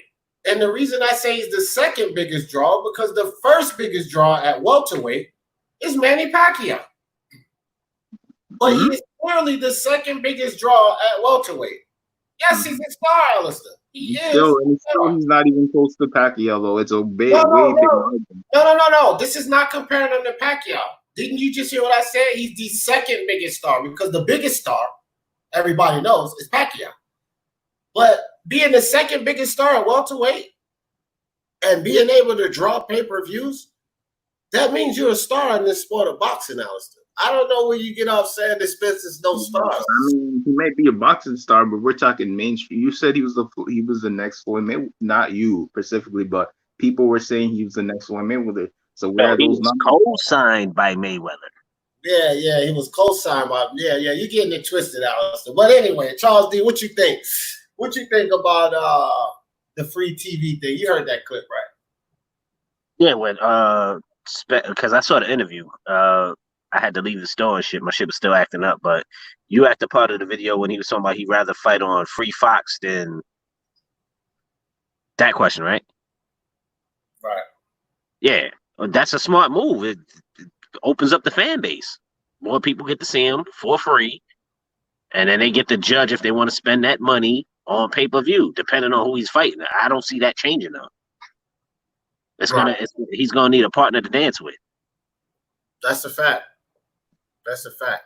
So that's why he's not that big yet, because he haven't had a good. Okay, Alistair, we got you. Alistair, listen, just like don't even try. We got you, Alistair. Hold on, let's go to the next video for 30 minutes. Try to explain it to him. All right, check it out. So this question, I know all of you guys really want the answer to. I wanted the answer to it. So he asked him specifically. Because he told Brian Custer earlier in this that he still doesn't have his permanent teeth yet. That, he's got to get the post in there so they put his permanent teeth in. So he has not started sparring yet. So Custer asked him, when can we realistically expect you, Errol Spence, to be in your next fight with who? What can we expect? And here's Spence's answer to that. The more realistic probably be Danny Garcia or Pacquiao. All right, so I'm going to pause there. I'm going to play the rest. But that was the answer, guys. So let's keep that in context. I'm going to play the rest, but the answer was, realistically, the next fight, Danny Garcia or Pacquiao. Also, hold on, D. His teeth aren't in. Right. No one knows how he's going to respond to a punch, but this is who he wants to get in the ring with. I get it. Right. So here's the rest. Post-fight, before my accident, I was already lined up to fight Danny Garcia in January. All right. I had to pause again. Even though Jay Cooley left, that was for him.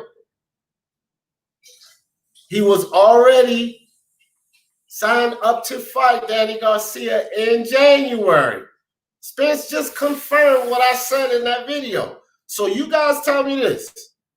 If he is already signed up to fight Danny in January before the Sean Porter fight, can I comfortably say that here's a theory that I have, that Spence and Danny Garcia never had Crawford in their intentions after their fights with Granados and Porter.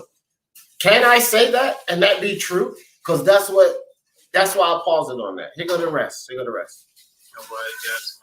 He bought a Rick Catch. So that's still always to go. I'm not taking it too long. I already told Al I don't want to take no bet out. I feel like it's not rubber. I understand the whole, you want to get your feet wet and stuff like that, but I get my feet wet with these top guys.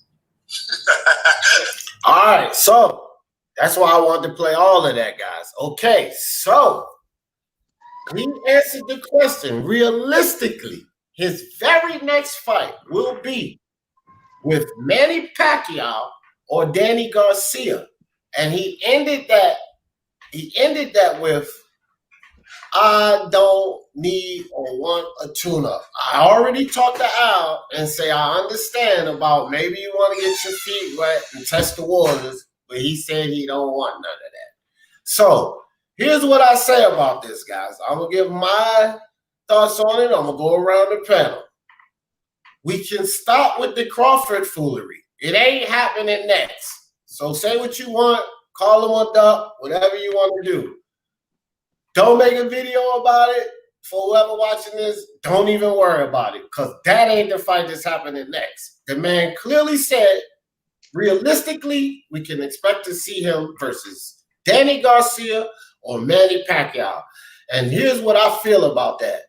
I feel that it's 50-50. It might not be smart because maybe he should have went and beat up Maurice Lee and tested the waters, but no person knows their own body like themselves. And if he feel he's ready to go, he's ready to go.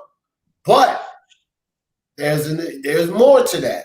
If you're telling us that you're ready to go and you get in there and you get your ass knocked out, it ain't no excuses, bro. And that's what I take away from that. Can I go first? Yeah, you can go first. You up, Chuck. Nigga, if he loses and it's a knockout loss, get ready for all the excuses. I'm the first one to say it. Danny's the wrong first fight for him to come back. This nigga has no contact right now. You don't know how he's gonna take a punch. He needs, when I say a light touch, he needs like a good light 1 or 2 touches. 1 just to get back, to get the ring rust off, and 2, well, I can't even say 2. They both in the same shit. Nigga, get punched in the mouth and see how you react to it. You got new teeth in your mouth.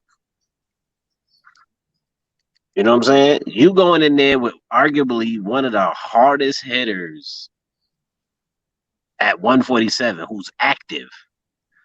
There's a reason he didn't take Bud Crawford. And he came gunning for your ass. You're coming off a car accident. The same thing when Manny took that Thurman fight. Nigga, this was your get back. Charles, hold on. The car accident had nothing to do with him taking Spence. Because remember, I put that video up and Spence just confirmed it. They agreed on the 25th before he fought Granados and Spence fought Porter to fight each other. So the car accident before all of that. No. I put all of that into context. I mean, that makes sense for him to take that fight had he not gotten to no car accident.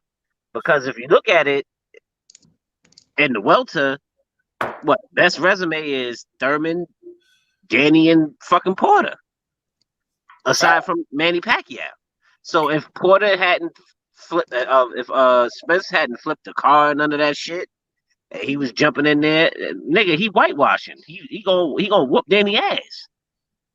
There's a reason Danny took that fight. There's a reason why Danny said no in the WBO to fight Bud. Yeah, and I say that reason is money. Because No. a fight with Spence is, well, hear me out.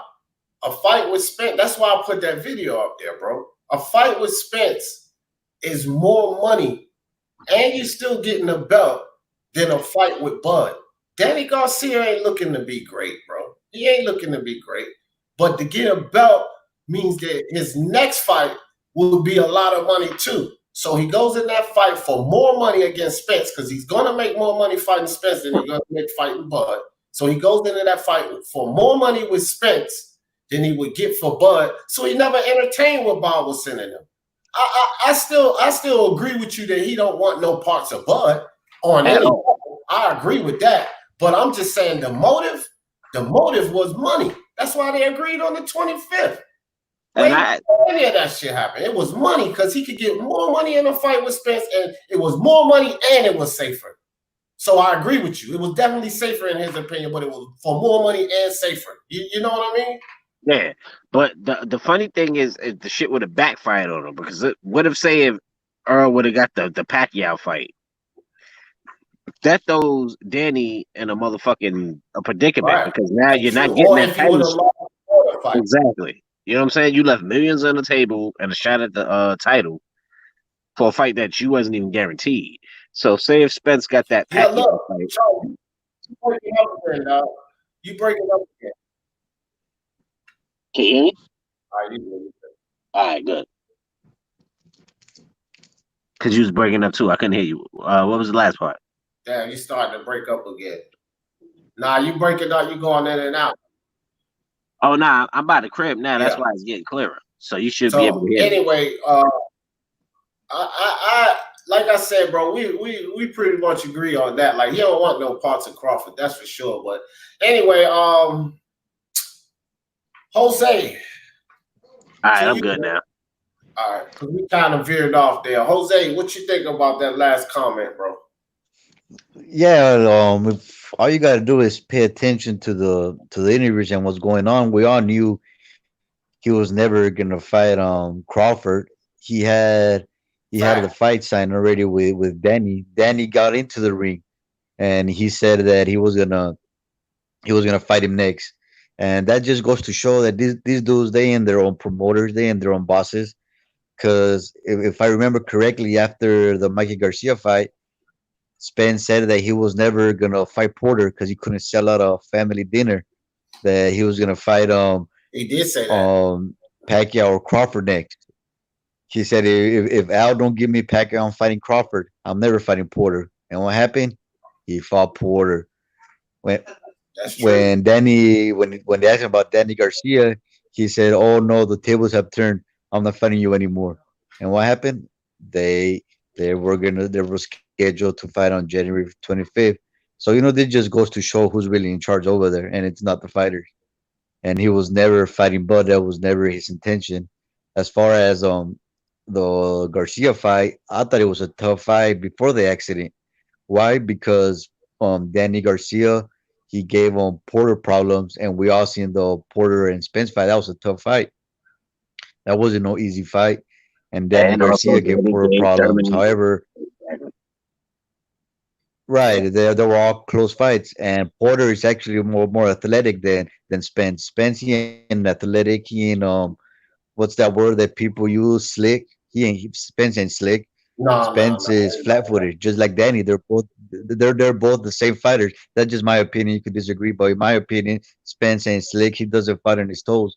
He's always flat-footed. He's there. He has that rumble. He has a Mexican style, pretty much. He's there. He's there to scrap. He's not. He was able to be slick against a short 135-pound Mikey Garcia, but other than that, Spence has never been a slick fighter. So he's gonna get hit. And if those teeth get knocked out, I already hear the excuses. Just like they did it to Wilder, I already hear the excuses. If because he's a heavy hitter and he's gonna hit Spence. So everybody over here that starts saying, "Oh no, he's gonna outbox him," no, he ain't. He's gonna be there. He's gonna brawl with them, just like he brawled with Porter, because they're actually legit 147 pounders, and he's a little bit taller too. Danny is. So we'll see what happens. He's gonna hit Spence, and if he catches him, he knocks him out. I don't want to hear And any I think excuses, even though they are gonna be there. So it really doesn't matter with these fans. They're gonna make excuses, and and Spence will move up to 154. He'll probably be a champ, and he'll be the best thing again. They're gonna start saying, "Oh, he's only one loss. It doesn't Yeah. matter." So Jose, that's my opinion on it. well, I think we're all in the same. I think we're all in the same boat, saying that Danny is not the right. That's not. They honestly, Hold Danny. on, Tom. Before you say that, let's see what Alistair got to say. And Alistair, Jose took your turn this time to veer off. Let's keep it. Let's keep it up to 3 minutes. What you think, Alistair? Danny, Everyone calm down. So everyone in the panel, everyone in the chat, everyone in the panel, everyone in the chat, calm it down. Please calm it down. He's not gonna lose, man. Look, you're responding to Spence saying that his next fight will be Danny Garcia or Manny Pacquiao. That's what you're responding to. So please do not give us a Jose and go on a Spence rant. Okay. Because it was making it confusing, but Spence, but I feel like Spence could go after whoever he wants. He could go after Pacquiao or Danny Garcia, because I think he's gonna steamroll them both. You know what I mean? To be Okay. honest. I feel like he could steamroll them both. Maybe he might even beat both of them on the same night, to be honest, on his best day. Because if you think about it, this is the truth, guys. No, this is no lie, no lie. If Spence comes out here, right, all he got to do, I feel like, because he has a chin. He knows he has a chin. That's what I think. I know he knows he has a chin. He could go in there and he could take a punch from anybody. So that's why I won't be surprised if he fights Garcia or Pacquiao, because when he gets hit in the face, he's gonna take it, man, like Triple G, and he's gonna keep going forward until he gets that body shot finish, because that's what he does. And like he says, he's a savage. He wasn't lying. That's why he's going to fight him in this first fight, because he's a savage. He's gonna steamroll him. After that, he's gonna steamroll Crawford. He's gonna steamroll Crawford. Yeah, I don't know what happened. There it goes. You know what, Alistair? Your phone is our friend today, because whenever you start veering off, that damn thing starts messing up. All right, so here we go. Now, this is a big question, guys. Basically, is this Crawford? That was the question that Custer just asked Spence about. When should we expect you to see Crawford? When will you fight Crawford? And I know y'all wanted to hear about this, because I damn sure wanted to hear about this. Definitely. That's definitely 2021. That's not gonna be my next fight. It's definitely 2021. I don't see it going past 2021. Now, my realistic goals would be Danny Garcia, Pacquiao, and Terrence Crawford, or Pacquiao and then Terrence Crawford. So I mean, that's my goal. I don't want to leave, 147 without fighting Terrence Crawford. Okay, so, and Jose, I'm gonna let you go first on that. So, after, I'm gonna give you my spiel on it. So he said that fight is definitely not happening in 2020. It's 2021, but it will happen in 2021. He says his realistic goals is Danny Garcia, Pacquiao, and then Crawford. But if it doesn't go down that way, listen to what he said, guys. He said Pacquiao and then Crawford. But I definitely don't want to leave 147 without fighting Terrence Crawford. Here's the significance in that, because all of these people and all of these got doggone videos that I have to endure and go back and forth with people on it. Spencer's going to run to 154 before he even fights Terrence Crawford. Ah, shit, my shit jumped out. D, I missed the other part. What, did I miss a question? Yeah, no. I didn't move on yet. All right. So my thing is this: if he's gonna run to 154, and he was saying this way back when, that's what I used to always debate. I was like, y'all are saying that he's gonna move to 154 before he fights Crawford, but he's never said this. He says he's going to fight Crawford. You guys are just impatient. Y'all know this fight ain't gonna happen overnight. Well, here we are, fast forwarding to 2020. And he just laid it out. He said realistically, he would like to fight Danny Garcia, which we've all pretty much agreed that maybe that's not the smartest fight to take first. But he says Danny Garcia, Manny Pacquiao, and then Crawford. But if things does not work out, he would rather fight Pacquiao and then Crawford. But I will not leave 147 without fighting. He didn't say Ugas. He didn't say Porter. He didn't say Thurman. He didn't say Pacquiao, the money cow. He didn't say Garcia. He said, I will not leave 147 without fighting Terrence Crawford. So to me, I just feel like I'm not trying to hear people keep telling me, well, Spence going to jump up to 154 without fighting Terrence Crawford. He said 2021. What y'all think about that? Who's going first? Jose, you go first, Jose. What you think? I mean, man, this is getting really old. I've said this before. We're already going on year 3 of Terrence versus Spence. The first time it was actually Spence, the one that called out on Crawford. Ain't nobody was asking for the fight. He's the one who got on stage. He stole the mic from, I forgot who was fighting that night. It's on Fight Hype. All these interviews are up on YouTube, so I'm not making anything up. He got on the mic drunk, talking about, oh, where's Spence at? He's scared. Bob won't give him to me. Bob won't give him to me. And a couple of days later, Bob and Crawford responded, let's make the fight happen. Next interview, Spence said, oh, Crawford, go get a belt. Go get a belt. This was 2017. We're in 2020 now. Go get a belt. Go get a belt. Crawford got a belt. What happened next? Spence said, oh, no, there's sides to the streets. There's sides to the streets. You got to clean up your side. Clean up your side. Crawford has beaten everybody he's fought. What happened next? Oh, no. I'm A side, B side, A side, B side. Crawford accepted B side. No. What happened next? No. Yeah. Like I said, these are all on Fight Hype. These are all on YouTube. I'm not. Hold on. All you gotta do is listen to the interviews. I'm not making anything up. These are all current events. Jose, but look, hold on now. Hold on. Because Terrence Crawford himself came out and said, I'm not hearing that I'm less than 50-50. And a lot of that back and forth started. Okay. But then both of these guys later came out and confirmed that it was a promotional thing. You even have Terrence Crawford and Spence right now at this time basically saying on both sides, Spence side and Crawford side, Arum need to come up with that money, get the money right. Al Heyman need to come up with that money, get the money right. Yeah.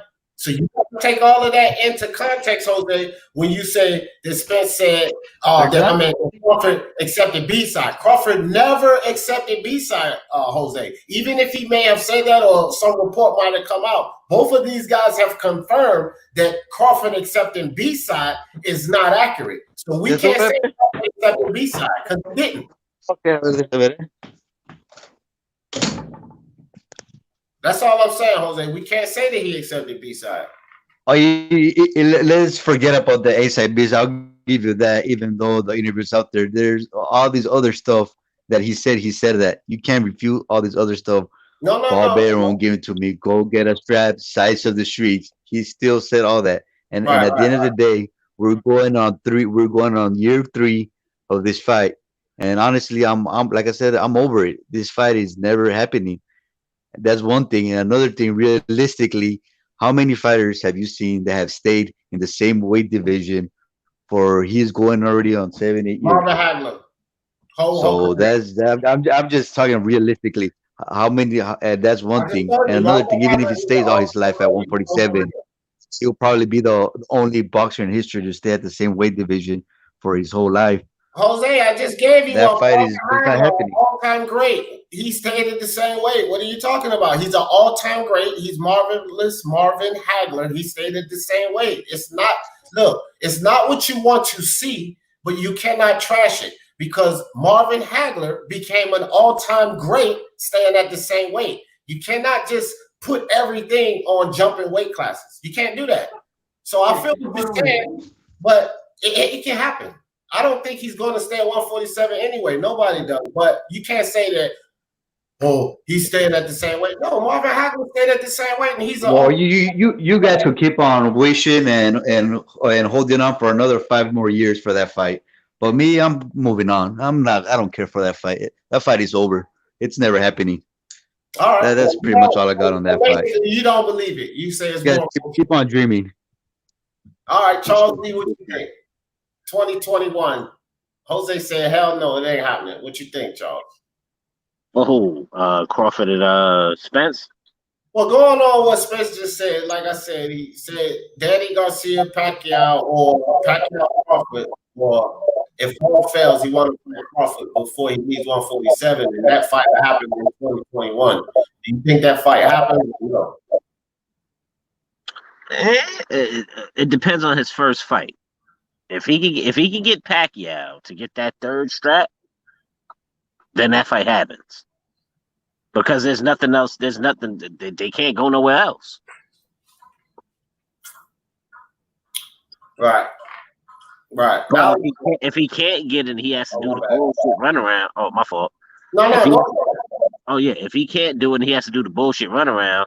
I can't see that being the issue, because if he's pressing for undisputed like he say he's gonna do, you only got two people left. That's Pacquiao, and you got Crawford. Now I can see he's saving Crawford for last because the issue is, oh, the money's not right, and when the money is right, yada yada yada. This is gonna bite one of them in the ass, because that's the same shit that happened with AJ and fucking Wilder. The marinating. Something's gonna go wrong. One of these motherfuckers is gonna end up losing, and I can see Sean Porter upsetting one of these motherfuckers, or this is gonna get his shot, or somebody's gonna get their shot, and they're gonna monkey wrench the plan. So you think the fight will happen or not? No, the fight will happen. It should happen. Like if Spence is saying, all right, I'm fighting Danny, but Danny's not even etched in stone. They're just giving you an estimate. Right. So say if Manny said, you know what, fuck it, I'll take that fight. Now you got a mega fight on your hands. And then after that, you got undisputed. So I mean, it all depends on how. Either way you look at it, it's 3 fights, and I don't see it going past 2021. I mean, it's only 3 fights. I mean, what the fuck are you going to do after those? Either undisputed or the shit ain't going to happen. So early 2021, undisputed should be happening, but we should be able to see how that shit shapes out by the end of this year if shit gets put back into play. Right, I got you. All right, so real quick before we get to Alistair, I got 3 comments in the chat I wanted to respond to. JD Boxer said something like what Charles was just saying. He said, D, it depends on how healthy he is at 147. First, Spence could look like shit with Danny, and then say I'm off to 154, and that's true. And that's what Charles was just saying too, because if he's not looking good in this fight, honestly, it would have to be off to 154 or stop boxing, because you can't keep draining yourself with the issues that you're having. You know what I mean? You're going to have to stop draining yourself and try to compete at 154. So if he looks bad in this Garcia fight, no, that Crawford fight doesn't happen. But if he wins the fight and even if he wins this fight, like in a fight with Porter, I say that fight still happens with Crawford. Spence is still going to want to fight Crawford, because that's just what he does. Tank Nation said they have brainwashed y'all into thinking Porter gave Spence a tough fight. We must forget to beat Cal Brook, the guy to beat Porter the loss. Yo, I'll tell you like this, Tank Nation. Don't nobody brainwash me on anything, fam. I use my eyes, and I look at fights, so I just go by what I see. That's all I can tell you. I don't know who else comments or put videos up on what, but with me, it's all about what I see happen in the ring. All right, here's Samuel Shaw says, the money doesn't come from Al or Bob, it comes from the networks and make the decisions and they make the decisions on putting the money in. Yeah, well, here it is. I don't care where it comes from. They divvy it out. So they still deciding whether the damn shit happens or not, and how much money, who gets what. That's the problem. All of these fighters have to feel comfortable with the money they're getting. I don't think that, and basically what Crawford and Spence is telling everybody, if you read between the lines, is they don't really give a hell who's named A side or B side. As long as they get enough money that they feel is comfortable for the fight, then they're willing to fight. Obviously, the divvy, whatever they're giving up or whatever they're deciding to give up, is not enough, because Spence and Crawford are not satisfied with the money that they're being paid for that fight. And Al Heyman and Bob Arum are going to be responsible in satisfying those guys. I don't care where the money comes from. That's called the budget, basically. They got a budget, so make the budget work. But they're responsible for making the budget work, so they're responsible for this fight not happening, no matter who you want to call the suits. Samuel Shaw just like to try to challenge everything. I always got to get at Samuel Shaw. Let him know what time it is. Nah, so anyway, man, get this smoke back in. Get this smoke, come join the panel. Yo, dude, if I had $100 million, right? Right. And we're going through this pandemic, and fighters could fly. If fighters could fight behind closed doors, I swear to God, if I had 20 million cash, I was like, yo, both of y'all niggas fight for this. I bet you they would take that bread. Yeah. Yeah, I'm there. All right, so the sound just went out for a second. Go ahead.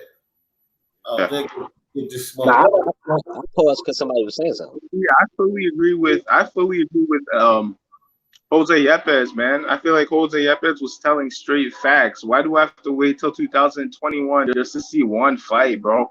One fight is 12 rounds. You're gonna really waste time, not waste time, but go 3 whole years just to see one fight?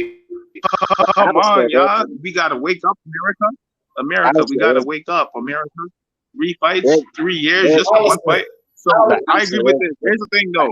Jose Yepes was right. Alistair, your phone, your service or whatever, bro, sounds terrible.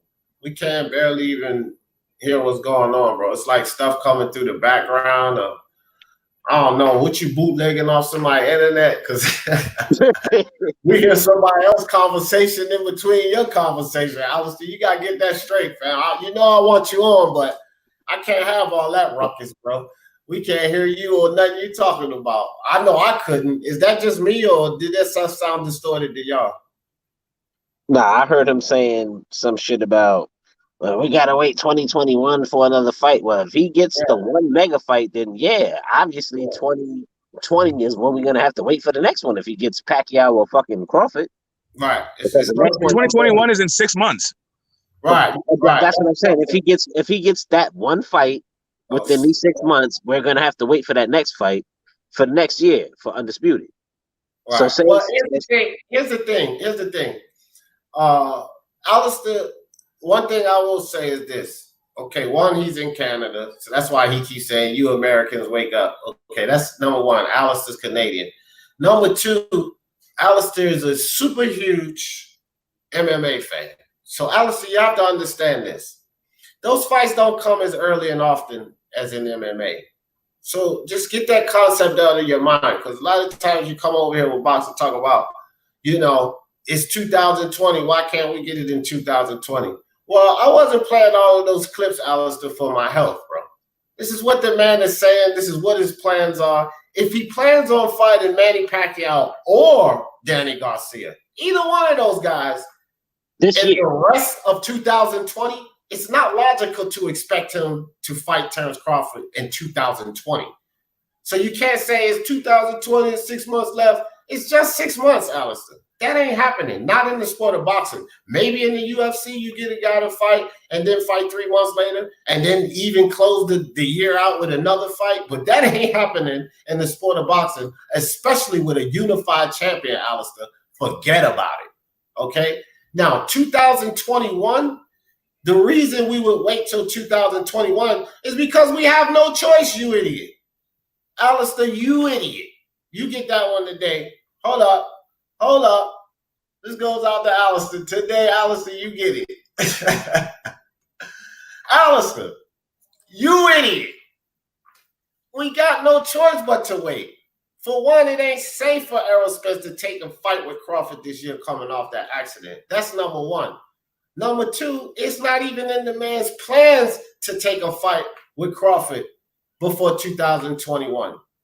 And number three, the man just said that he is going to move up to 154, but he does not wish to move to 154 without fighting Terence Crawford. So we can presumably feel comfortable that there's a good chance the fight might happen in 2021. Now, I get what you and Jose said. Y'all got valid points, but all of that other stuff you talking about, Alistair, is tomfoolery. Get this smoke. Welcome to the conversation, my friend. Hey, what's up, everybody? What's up, D? I'm getting in late. Hopefully, I can make up for lost time. All right, so let me fill you in right quick. Basically, what I'm doing today, well, what I've done today, and we get ready to wrap it soon. But I kind of went over some clips. Did you get a chance to see the interview with Brian Custer and Errol Spence? Which one was that? Because I don't really like follow the interviewers' names. It's the bald head guy that used to be on mainstream that probably had to start a YouTube channel because is that the interview where he talked about his weight and you know ballooning up between fights? Right. Okay. So what happened was I went over that interview. I went over some significant clips and questions, and basically, what we get ready to wrap up and give our feelings or what we feel about it is. Do you feel after that interview, after watching that interview, that Spence is in a new place and this mental and his confidence can lead him to greatness? Or do you believe that what's going on with him could potentially be lip service for PR? And if he goes in there and does too much, this could lead to his demise? Wow. It's kind of a both things, right? It's a both thing. Like I think that he had an epiphany, but I think he needs to put actions behind that and maybe expand his circle. You a bitch, man. You know. Go ahead, Smoke. Oh yeah. It seems like unless you also change your circle, then maybe you'll fall into other bad habits. It seems like he needs to expand his circle to people who will help support that idea and add, and just shore up and manage that situation that the people that he had around him in the first place let him get to that state. So that tells me that maybe he doesn't have the kind of people that he needs to have to keep him on the straight and narrow. But now that he's had this epiphany, I think it's great. I think it's I think he identified some key. I think he identified the key issues that could stunt his greatness, but now he has to actually put plans into action to make sure that this new found state is managed and supported properly. And I haven't seen that part of it yet. Right. And we will see over the next, 6 to 8 months here. But yeah, well said. Smoke. Charles D, what you think? Hey, real quick, Raider, is that you? What's cracking? All right. I just wanted to make sure that was you. I just had a couple of trolls come through. Go ahead, Charles. Charles D, what do you think, fam? I didn't hear the question. I was texting the shit. Well, basically, we summarizing everything we talked about the clip. Do you feel that what's going on with Spence now is lip service for public relations and all of that, and this is something, going into the Garcia fight, saying he don't need a tune-up is something that can lead to his demise? Or do you feel like his new mental state and everything is sincere, and this is, if he, like Smoke says, stays on the right track, this is something that can lead to his greatness? What do you feel from Spence, like coming out of this? I hate to say this shit, but I agree with fucking Smoke. Because it did seem sincere. It seemed sincere. It didn't seem like it came from some bullshit. It seemed like he obviously seen what was going on. I need to stop fucking with these rappers. I need to get focused on my craft. I need to stop coming in over. You know what I'm saying? I need to stop coming in overweight. I need to do what I need to do. I just don't agree with his first fight. That's the only thing I don't agree with. Everything he's saying sounds great. That's what you want to hear from a fighter. You know what? I realized this is not it. I was going down the wrong path. I was drinking. I was, whatever, doing shit about. I'm not focusing on my craft. But shit, we need to see it. Like, he's not in the ring, and another thing to bring up is it's a pandemic right now. You can't really do shit any goddamn way. So he ain't got no choices but to stay in the crib. He can't travel. Right. If he does travel, he's gonna have to quarantine somewhere for 14 days. So people need to put that shit in the fucking perspective. Like, But If you he, know something you can do on this pandemic is eat. he can eat, but look at his face. His face is not round. No, I know that's what I'm saying. So like that's one thing that, you know, like I said, habits was he's blowing up, and so he's still showing. He's actually showing us a difference there because you can still Exactly. eat. He's walking his talk. You know Right, what? I need to live. And Mayweather did the right thing. Mayweather didn't shut him down, but Mayweather didn't say no dumb shit neither. He's like, yo, you can't be, you know, fight. You won't be a fighter. It's full time. Ain't no 8 weeks and that's it. Like this shit is a full time job. And after Mayweather said that, that's when I saw the difference in Errol Spence. Prior to that interview, he was like, you know what? I need to do this. I need to do that. Niggas can say what they want about Floyd, but Floyd probably low key put a fire underneath his ass. Like, yo, look, focus on you. First off, I co-signed you, nigga. You know what I'm saying? They don't know what happened in sparring, but I co-signed you, and now you need to get focused. You got a second chance at life. Get right. Yeah. My boy Raider was good. Was cracking. I came a little late in, but I didn't see that video you guys were talking about though. Oh man, see, you came in too late. See, the video was one thing, but what I did was I played a lot of Spence's responses during this live here, and we kind of gave our thoughts on them. So basically, we just summarizing the things that Spence was saying, you know, and how they line up with what he's been showing us, the fights that he's planning on taking, and that sort of thing. So I guess if you didn't see the video and you didn't really stick through with the live, it's not really, you can't really give a full assessment on it. But I will say this. I want to answer this, respond to this chat from Ross Cloud. What's up with you, Ross Cloud? So Ross Cloud said, Charles D, I don't think he should fight Danny next. I agree. I don't think he should fight Danny next. I wanted to respond to this, and then, of course, to you too, Charles D. Here's the thing. Me personally, I would prefer Spence to have fought Maurice Lee. Take that tune-up fight, see what you're looking like, this, that, and the third. I get it. And I would have preferred him to do that too.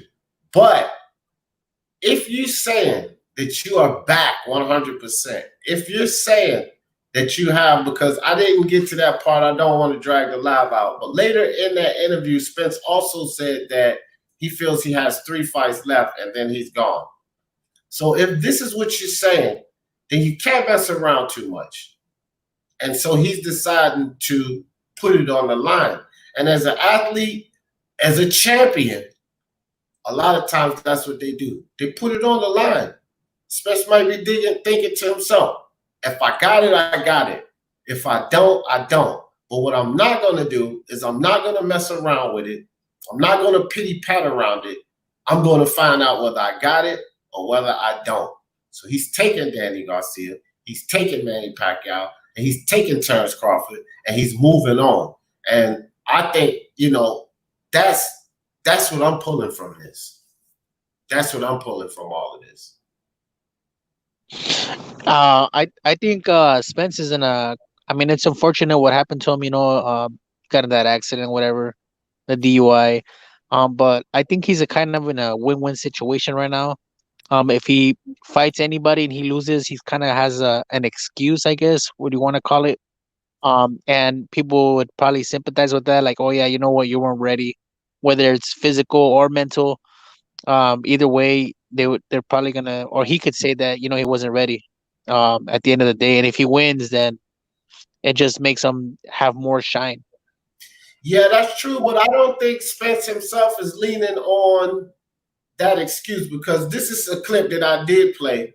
But he also said in this interview, Raider, you should go check it out. It's Brian Custer. It's on his YouTube channel. It's Brian Custer interviews Errol Spence. So he also said in this interview, his mama and his coach, Al, they all said maybe he should take a light touch. And he went to Al Hammond and told him, look, He understands what he's saying. Maybe he should get his feet wet, see how he feel, but he does not want to do that. He's not taking the tune-up fight. You understand what I'm saying? So, and Spence is putting all of this out there. So you can't say to even your public, I'm just saying, I don't think that he's like trying to build up to lean on any excuse, because he said to his public, I don't need no tune-up fight. I'm straight. They're advising me, but I don't even want a tune-up fight. I want to do this. So you can't lose and then come back and say, oh, I got into the car accident. No. He can't do that. And by him coming out publicly saying that Al and them told me this, but I'm telling them, no, I'm straight. I don't want to do it. I don't think that he's looking to lean on that excuse. Now, his fanboy idiots and these groupies are definitely going to lean on that excuse. These moronic channels that are Spence dummies, yeah, they're going to be making videos leaning on this excuse. But I don't think Spence himself, the mental mind state he's in now, that he's looking to be leaning on any excuses. I think he's looking to go in there and beat Danny Garcia. Yeah, no, definitely going in there to beat Danny. I mean, no matter what, I'm gonna give him credit for fighting anybody, because there's a lot of guys out there that are not trying to fight people. You know what I mean?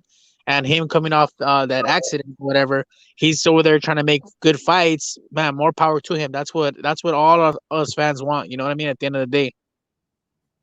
Yeah, facts. I was just gonna say that boxing fans are a weird group where we understand that the guys are risking their life, but we are just interested in wins and losses, right? So to the point where you are actually making it more about wins and losses, it gets uncomfortable for us, right? We get uncomfortable when we can go into a fight thinking that you could probably die in this fight. It becomes a little less entertaining, a little less alluring for a large swath of boxing fans. Some boxing fans don't give a shit. They're there for the carnage. But some boxing fans still see this as a sport and see it as a competition, and they just want to keep it within those like cozy confines, those parameters. And Spence, I'm going to go outside of this, and maybe this is a PBC thing. Like when Wilder was saying, don't throw in the towel, I want to go out on my shield. That may be what you want to have happen, but that's not why I pay my money. I'm not paying money to watch a snuff film, right? So there's a point where we want for fighters to protect themselves so that we can enjoy the bloodlust.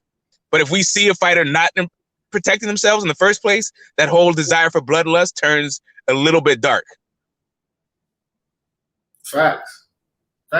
Well said. So, guys, it's about that time. We actually about 17 minutes over. I want to try to keep these things under 2 hours, but this is a pretty good topic. And Spencer's my man. I kind of knew I was going to run over on this one. But, Alistair, did you get your phone straight? I got you in the back. I pulled you from backstage.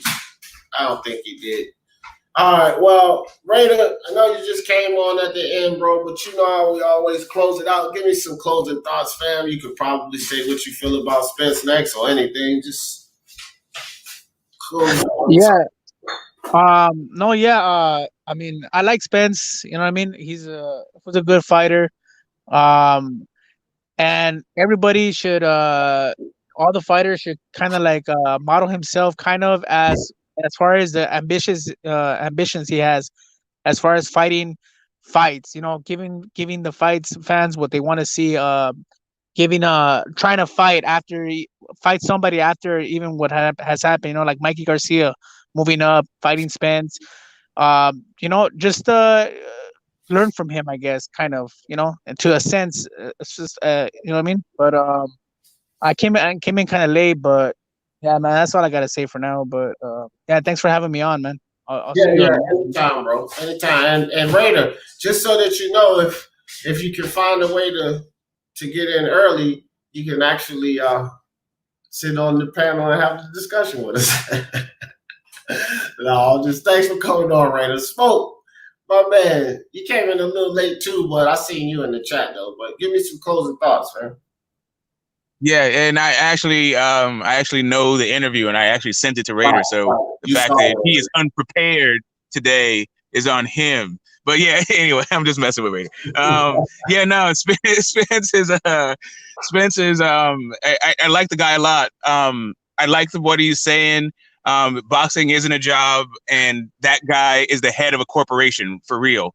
And he needs to understand that he's a 24/7 operator. It's great that he has this newfound maturity and this newfound clarity, but now he needs to delegate and make sure that he has the proper people around him that's going to support and feed and actually add to that. So it's a synergistic thing, and he doesn't have to be the driving force for the maintaining what he needs to do to be great, to fulfill his all of his potential and live his best self.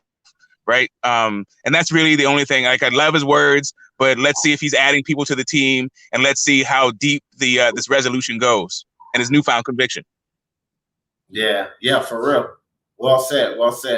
Oh yeah, no, it's all good, Jose. It's all good, bro. You know, always welcome. You too, Alistair. It's all good, bro. I figured something happened with you guys' phone.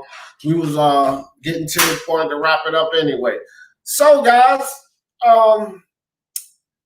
in closing, I will say this. I've been advocating for Spence pretty much the whole time I've been on YouTube. Yes, I have come at Spence. Yes, I have given Errol Spence some heat. But I think the times that I came at Spence and the heat that I've given to Errol Spence was well deserved. He was at a time in his career where he just simply was not doing the right things. Errol Spence was at a time in his career where he was making bad choices. And so I think that the things I was saying about Spence were accurate. But I never gave up on Spence. I remained a fan of Spence. And the things that I see from Spence now, the same way I criticize him, I'm going to give him praise, because I believe that his mental is in the right place. I believe his focus is in the right place. And I do believe, as Get This Smoke says, that this accident was an epiphany. It shows Spence that he is taking things for granted. It shows Spence that he got to get himself back together. And I think that he does have that focus and dedication and that hunger back in him when he was going after Brook, when he flew over to UK to beat that man in his backyard. I think that desire, that hungry Spence is back. And we can only find out when he gets back in that ring with Danny Garcia. But shall he succeed and win versus Danny Garcia and move on to fight Pacquiao or be at Crawford? I think that Spence is just going to move forward from here, whether he beats Crawford or not. Because, you know, a lot of people can go after his fanboys and tear them down, and well-deserved. But if he loses to Terrence Crawford, he's losing to Terrence Crawford. So it's not the worst loss that you could take. And vice versa. If Terrence Crawford loses to Spence, he's losing to Errol Spence. So it's not the worst loss you could take. Terrence Crawford's already a Hall of Famer. I do believe Errol Spence can move on, succeed at 154, and be great as well. A loss doesn't mean everything. One thing's for sure, with this attitude, Errol Spence is looking like the truth. Really, Errol, the truth, Spence. Y'all know how I always end this thing. For the love of sports, let's talk about it. Peace.